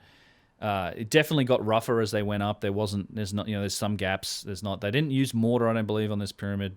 There's Brian sort of demonstrating how big it is. We saw Jimmy up there a minute ago. But yeah, this is why I call this megalithic, like more megalithic. It's bigger. Bigger blocks of limestone in some of these courses. And just why go to the effort of these huge pieces of stone? It'd be interesting too. Like, how far up do they go? Is it just these first 3 courses, or I don't know. I mean, I don't know how far in they go. I don't know if anyone's. Yeah. I don't know how we'd tell. I mean, yes. What I'm thinking about is once again like repurposing or. Later building stages where you have this foundation that's built that has these chambers down below, and it has some purpose, and then later they come along and build the actual pyramid structure on top of this foundation. Yeah, I think Graham Hancock has mentioned that he thinks that there may have been these big giant platforms that are made out of those megalithic blocks, and then later on people came and sort of started building the rest of the pyramid on top of it. But those first couple of courses constitute like a platform. There you go. Yeah, that's a great idea. That makes sense. It does. Your building phases in South America, right? You got these megalithic foundations, and then there's later cultures stack smaller rocks up on top of them. Yeah, I mean, I'm fairly convinced that there were multiple periods of building going on here. Like, I think for sure that there was work done in disparate periods on these structures. But yeah, the ancient text says that there's 3 different periods that go way back before the first dynasty. There's the first period where the Neteru, the gods, so-called, came to Egypt, started that civilization. Then the Shemsu Hor, a period that is pre-dynastic. There's definitely 3 periods of history that, and some say though, well, that's just a kind of a mythology story. But when you see like 3 different periods of building, don't you have to take those into consideration? Yes. Yeah, that's a great point. The Shemsu Hall that follows with Horus. And I love some of these casing stones that are left. Just such precise work. Brilliant. and just the rubble that's left from this. I know, Just, it's Yeah. it's infuriating. And you can see a pretty straight line. I mean, where those megalithic blocks go up, it just boom. Yep. You know, there's a nice defined line all the way down could have the been a side of that. platform. You might be right. Yeah, it's just like, and you could the underground, the platform, the rest of the pyramid. Maybe. Yeah. Yep. There's your three periods. Yeah, and that's I talked about that a few times. The whole the Zep Tepi, the Neteru, and then the Shemsu Hor. And that's, it is what they considered their history, and it's this arbitrary decision in today's time to kind of determine what's myth and what's reality. Yeah. The problem with the Neteru, and that just comes from the word netter, which means the gods. That's right. The problem with that is they say, that's the period of the gods, and then people think gods. Okay, that's mythological. Myth. Yeah. But gods just meant highly enlightened humans, very sophisticated. That's all that was meant by that term. Yeah, and it's a funny parallel too with you have a similar, the Shemsu Hor talked about a bit that way as well, as being advanced and enlightened, and then you go to South America, which again is, and we haven't even talked about, South America is a possibility for these sort of swap casts as well. Absolutely. You have the whole Viracocha legends where they talked about them being able to move boats that made snakes of the water and didn't have sails. It's like describing a wake. Right. And they had boats. I was talking to Brian Forster last week about this, but about the Inca and where they built, but they were just like the Egyptians. In order for them to be kind of regarded by history, you had to build your monument or your temple on top of something that came before from the gods. That is like written in stone almost, that you had to build on top of previous ruins to be attached to the mythology and the whole history of your country and your culture. Yeah, you find it sacred, you find it profound, and then you attach your culture to it. And that's in some ways we do it today. In the same way, we find these sites profound and sacred, and the Egyptian culture kind of attaches itself to it. They're very proud of all of this, and rightfully so. It makes sense, right? It's human nature. And the dynastics here were here for thousands of years, so they had a lot of time to attach themselves to this stuff, I think. Right. Exactly. All right, let's. It's also interesting. I've been thinking about this, just the concept of these, for example, the statues being much older that are inherited, and yet you see this style in the hieroglyphs in the tombs, like they definitely. So like the headdress, everything, the way that that if that's what happened, it's really interesting how they ended up trying to look like those statues, right? That would be basically what happening. Yeah, it's an interesting point, and that's the same direction I go with it. I think there was imitation going on, and in fact, I'm working on a video about Saqqara and the vases and where I think a lot of that started for the dynastic Egyptians. But yes, and given when you look at their history and what they describe happened here, and them describing themselves as a legacy civilization, I don't think it was just statues and that they inherited. It seems to me that they inherited parts of the culture, and it's kind of becomes difficult to separate the dynastic Egyptians from the builder culture, if you want to call them that. I think it's possible that they inherited objects as well as some knowledge and culture. I mean, maybe the religion that came from them. Maybe a lot of their culture may have come from that. It doesn't seem to me that if you consider these things to be functional or activated, it doesn't seem like they had that. They lost that, and I think a lot of that may have then been represented ceremonially throughout their culture. Like they use these places for that to try and reenact that. And yeah, that's why I think people look at it. Well, isn't that Ramses? Isn't that what they look like? Well, they definitely modeled themselves after that. I think it's a possibility. I don't. It's hard to say for sure. Interesting discoloration on the stone here that was part of the casing block, and you see damage on some of these casing blocks too, just to tie it back into the video footage. But yeah, I definitely think there's a case to be made that.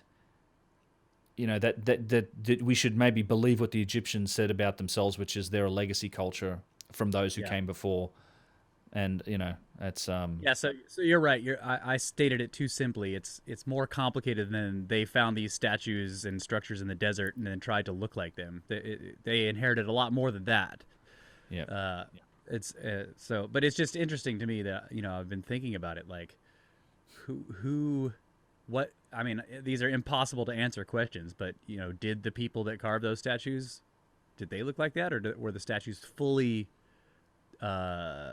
symbolic all the way, or did they have the same sort of head dressing? Great question. I don't know. Yeah. The only point I come down is like I make arguments where I sort of suggest, I think there's arguments to be made about the boxes and maybe even the pyramid structures themselves being functional somehow in the past.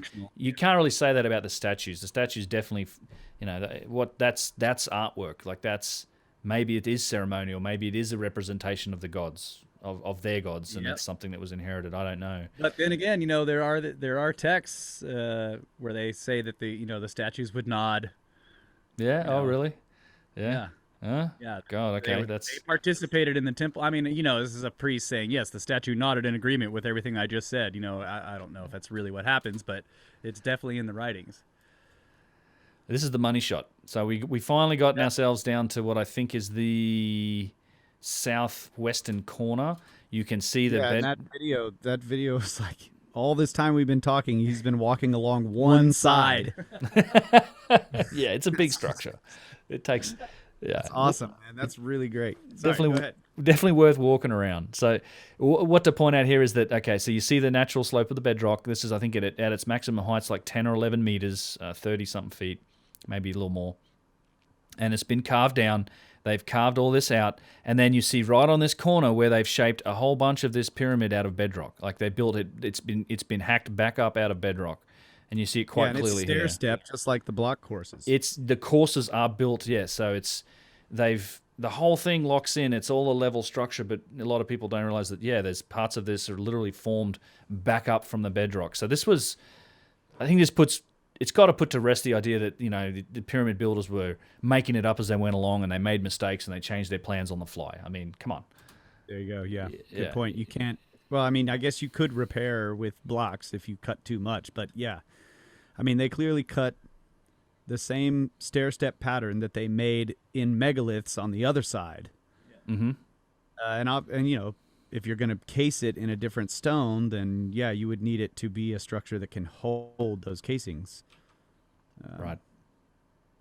But yeah, that's really cool. I made a video on that corner of that pyramid right there about 3 years ago, but that was remarkable to me that is actually the natural mound coming out. Mm-hmm. And then they just locked the pyramid into that corner. That's just amazing technology to me, and something that I just never even considered until just did some investigating. And I know Matt did a video on that too. Yeah. And we do not build stuff like that. I mean, no. That is a really difficult thing to do in terms of building. I mean, if you don't start with a flat foundation, right. That's just that just makes the job that much more difficult. It's hard for me to believe that whole thing is solid. I just maybe I just don't have the right. I mean, obviously I don't know the minds of the builders, but it's hard for me to have watched this video of you walking down the side of it and all this stuff and looking how they and then just it's just a pile. It's a triangular shaped pile of rocks. I don't think so. There's primitive people. Yeah, there's got to be stuff in there too. Yeah, you're right. Mountain. It does. It's the mountain in the west. There you go. Right. Yeah. So let me set up this last little clip here. So what we did, this is actually from this far corner here. So I think this is southwestern. I'm sure someone's going to go, you got this completely backwards, but I think this is southwestern corner, and this is the northwestern corner. And the next footage is going to be from this northwestern corner, basically on the side where the entrance is. And we're kicking around. So looking down now, the north side here, there's the entrance. And you can see the wall here. So, and I will make one mention about this wall. It's eroded. There's passageways and there's shafts dug into it. There's all sorts of things. It's a whole other topic. But what is interesting in this corner that I like to point out is this is a quarry. I pointed this out with my comments about geopolymers, but this is where they'd cut limestone blocks out of this hole that they dug, and they used it in pyramid construction or wherever, right? There's still blocks that you can see where they've been cut from their shapes from the ground here, and then there's actually an inscription on the wall here, and maybe we can hear some of this. It's a hieroglyphic inscription.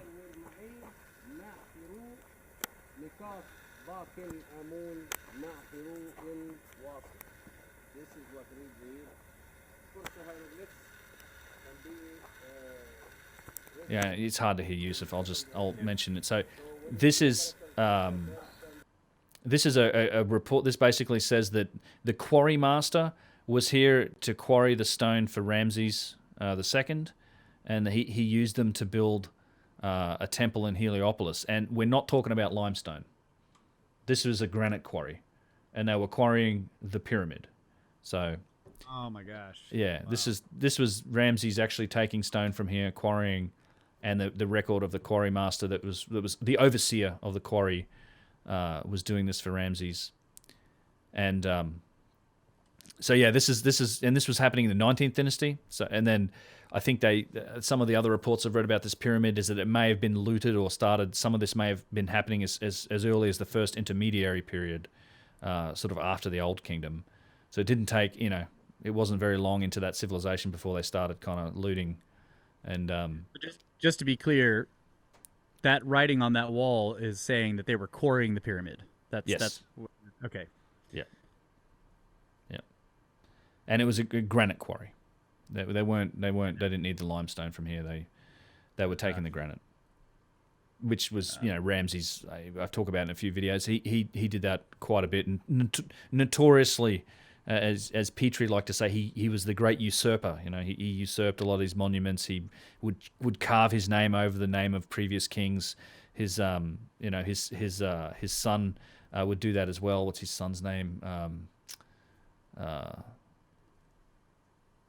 It's an M, I think. Yeah. Nope. There was a number of pharaohs in the 19th dynasty where this became a pretty firm practice, and it's kind of but today we call him Ramses the Great. Everything's for Ramses. All these statues are Ramses. All these monuments are Ramses. He was just very good at taking and renaming a lot of monuments, and it's weird that that's the accepted paradigm, because even in Petrie's day, they were pointing this out. Like, they were like, look, there's other names that we can determine underneath these hieroglyphs or in these other spots that are from older dynasties. How can you say this was created for Ramses? Now, no doubt he was a very powerful guy. Egypt was at a height during him. He probably had a lot of work done, but still, I think a lot of the stuff that is attributed to him is just him, hijacking it from older times. Writing his name on older stuff. Yeah. There was a number of Ramses. Yes, there were. Yeah. Ramses the Sixth. This is Ramses the Second I'm talking about specifically. Merenptah. His son was Merenptah. Very tall wall to the right there. Yeah. You guys are walking. Yeah, that's very high. Skip past this just so we're not exactly sure where this is, because I don't really want to give everything away. In terms of where to go and find stuff that's interesting. I love the Yusuf's look here. Oh yeah. So it's a diorite pounder. These things tend to disappear from places like this. So this is one of the apparently quarrying devices that were used to shape the stone. That was how they made everything. Yeah, sure. This is all you need to do to make a structure like this, or to get your granite looking like that, is you just need one of these and some time, and away you go. High tech. High tech, yep, pounding stones. There you go. I'd also point out that walls in some places showed pretty heavy erosion. Erosion, as well. Indeed it does. Yeah, particularly on that western side. That might have been flattened because they wanted to write on it, right? I don't know, but yeah, places it's very eroded.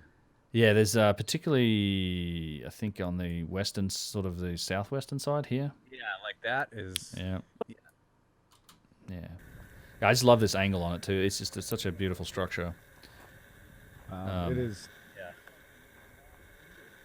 Well, there's a lot. Look at the hole they dug. We're standing in the hole that they dug. Like. That's me talking. Yeah. We're standing in the hole they dug.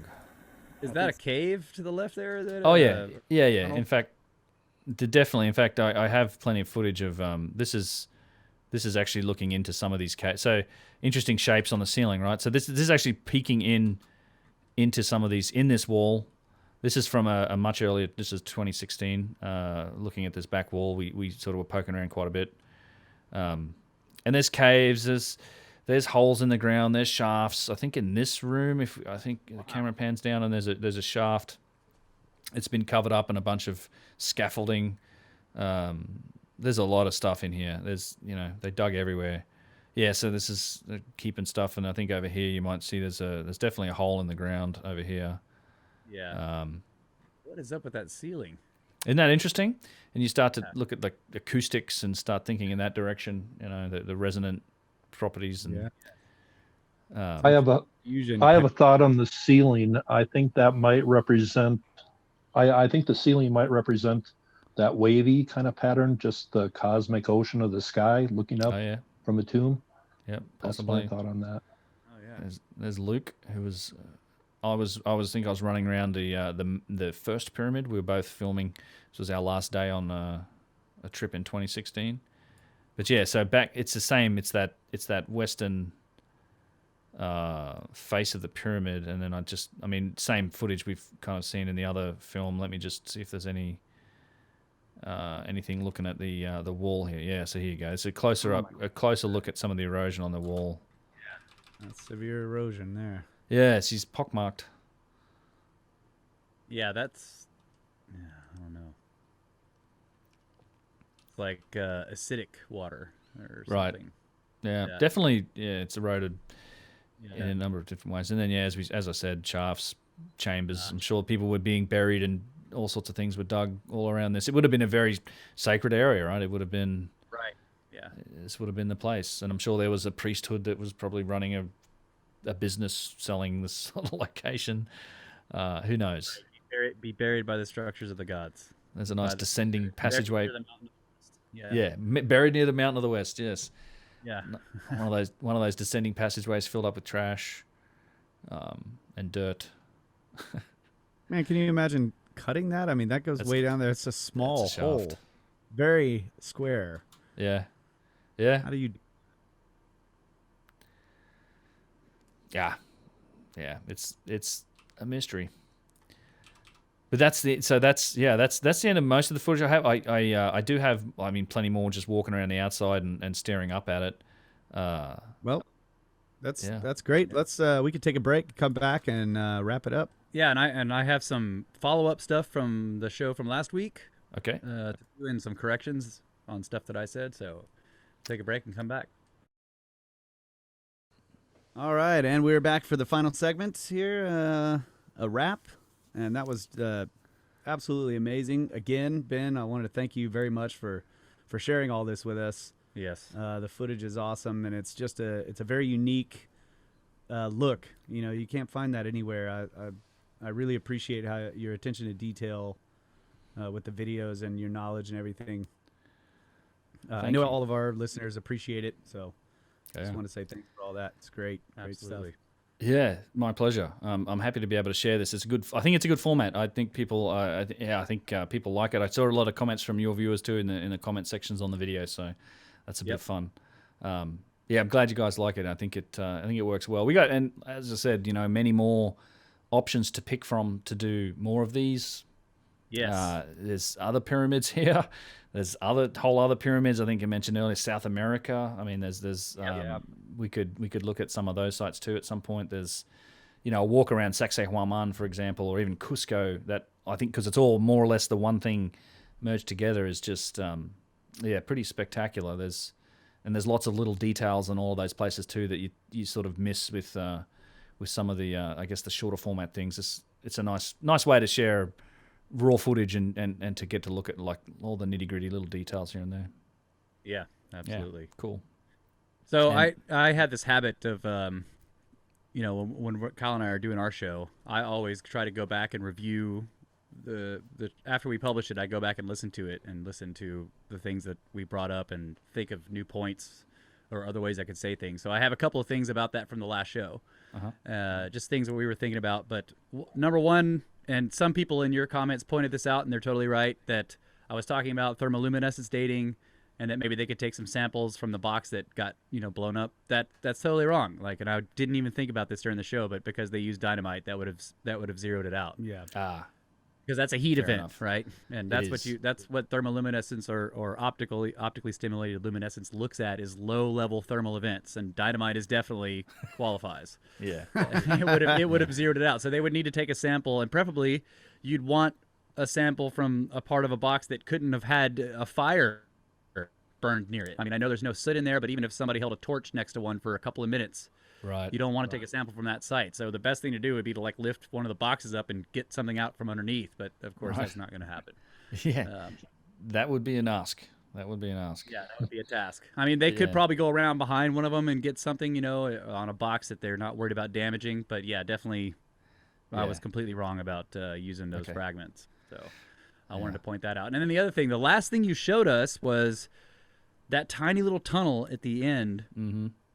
And Kyle and I were talking about it later, and I'm like, okay, if they're doing that by hand with chisels and hammers, how did they even do that? Can you lay inside that tunnel and hammer at the back end? Is it big enough to do that? If you cleared the rubble out of there that's in there, I think you could get in there. Yeah, you'd have to crawl. It looks like a crawl space. Crawling, not laying down. You could definitely be on your hands and knees. I think so. Yeah, it looks, and I think I'd have to take a closer look at the wall there too. It seems to me to be bedrock.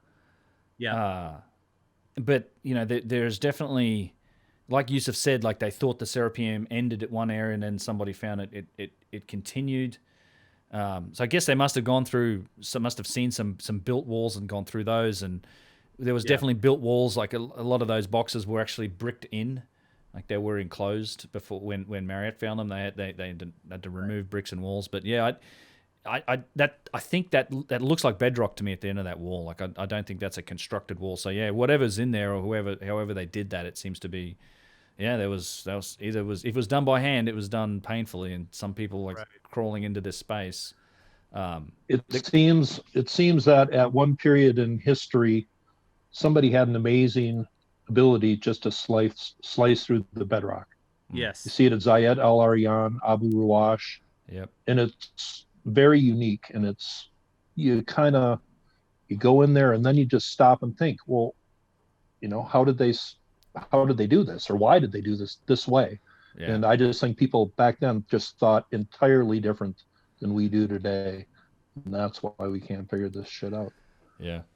It's a good point. Yeah, I like to say that whoever you are seeing a clearly obvious mastery in stone. Like they had a way of working in this medium that seems to be easier than we find it today. It's not personal incredulity. It's they were obviously work. I mean, it's not just how much effort you put in. Like they seem to have had an ability to work in this medium that was easier than we find it. And however that is, I think some of those answers may sit outside of our current perspective, which is why I keep saying that we should investigate. We should, we should be open-minded in how we look at this stuff, because you never know, we might stand to learn something. Like it's this idea that everything that was done in the past must fit within the lens of our perspective because we're superior and we know, everything that they know and then some. Like it's okay.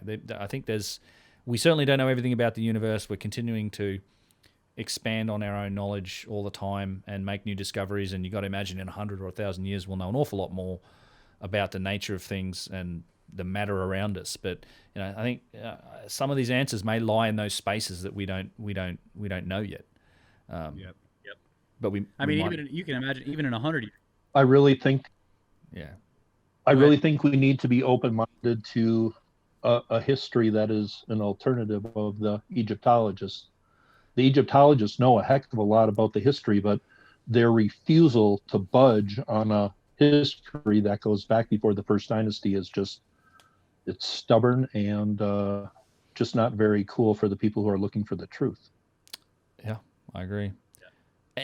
I agree with that too. And there's literally hard evidence for some of that as well. I think I mentioned this when we recorded with Randall, but there was I don't think that's come out yet, but that there's there is literally some of those stone jars that they attribute back to even the very first dynasties. The really perfect stone jars. And this is on record. This is establishment fact in the Nubian Museum. There's an example of where they found some stone jars on sites that they had carbon dated to 12 to 15,000 years old, like well and truly before the Egyptian dynasty. They've found jars and some of these objects in sites that are way before the dynastic Egyptians, but it doesn't seem to make an impact on that fixed story of history, as you say, the sort of orthodox version. And it's the other example I like to use is Göbekli Tepe. It's just like instead of moving back the date of civilization for humanity, which is really what that site I think represents, we just changed the definition of what it meant to be a hunter-gatherer. And now it's just like, well, no, that site was done by hunter-gatherers. They just like to play around on weekends. And I'm like, come on, is it that hard to shift away from established ideas? I guess that's the politics of a lot of science, I guess. And this is, it comes back to the problem of Egyptology and archaeology. In some ways, it's less of a science and more of an art.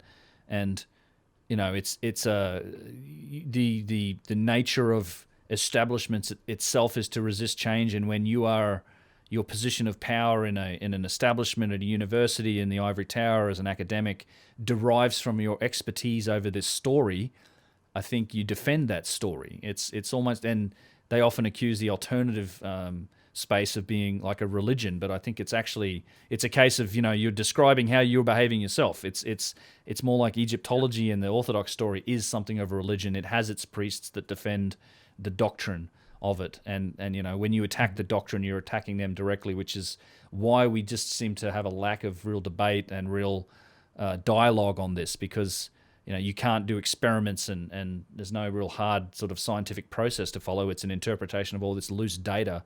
And ultimately, that's all it is. That's the points we were making about how these pyramids are attributed to these pharaohs. It's kind of this loose, loosey-goosey sort of relationship. Yep.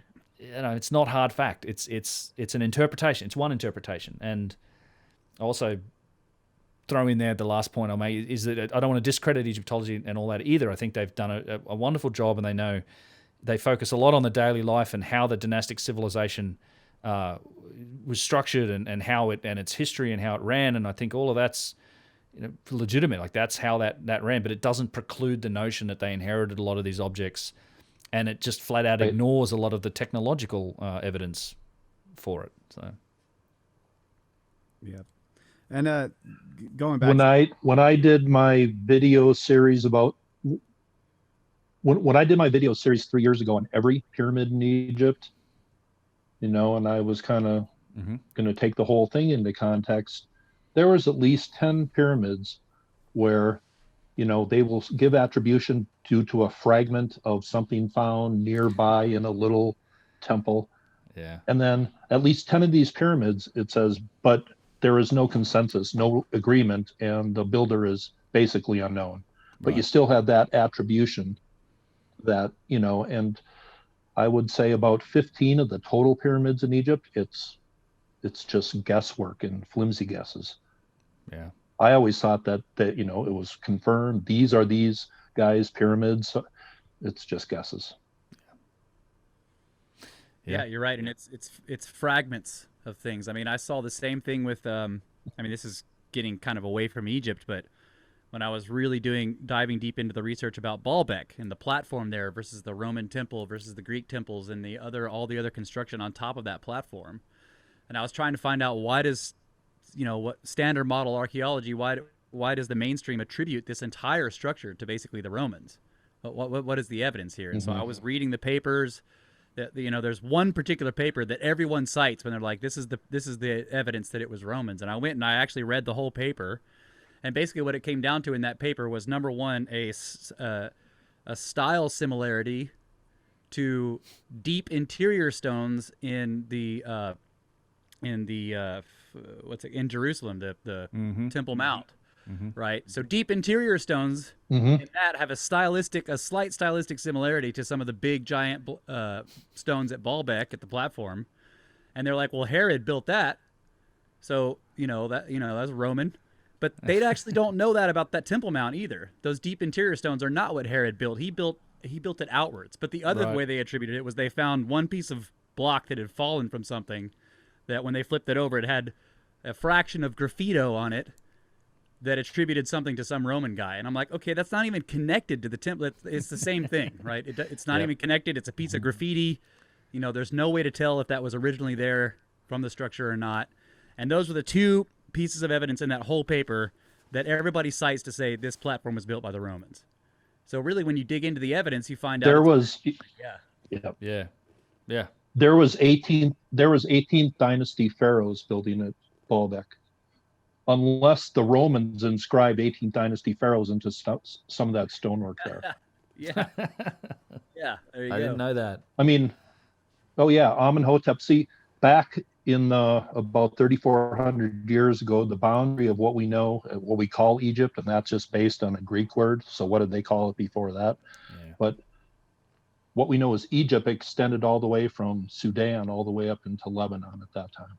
Oh yeah. And the pharaohs about 3,400 years ago were putting in their temples in their northern territory, and that was at Baalbek. So there was something obviously there before the pharaohs. Yes. Yeah. And certainly before the Romans in that case, right? Right. Yeah. Mm-hmm. Well and truly.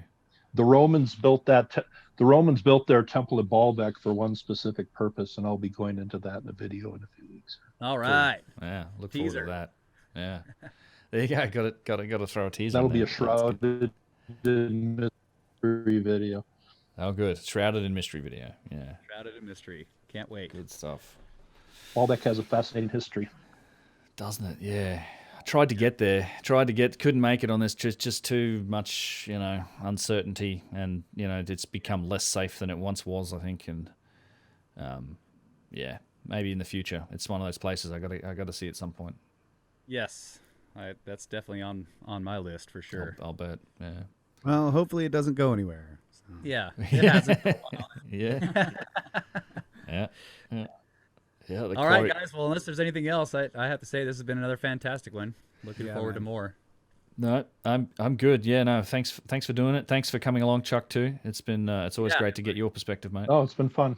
Yeah. Yep. Awesome. I have no problem blabbing about history whenever. Indeed. All right. Well, we'll probably do it again. Well, thanks a lot, and good night. Good night. Cheers.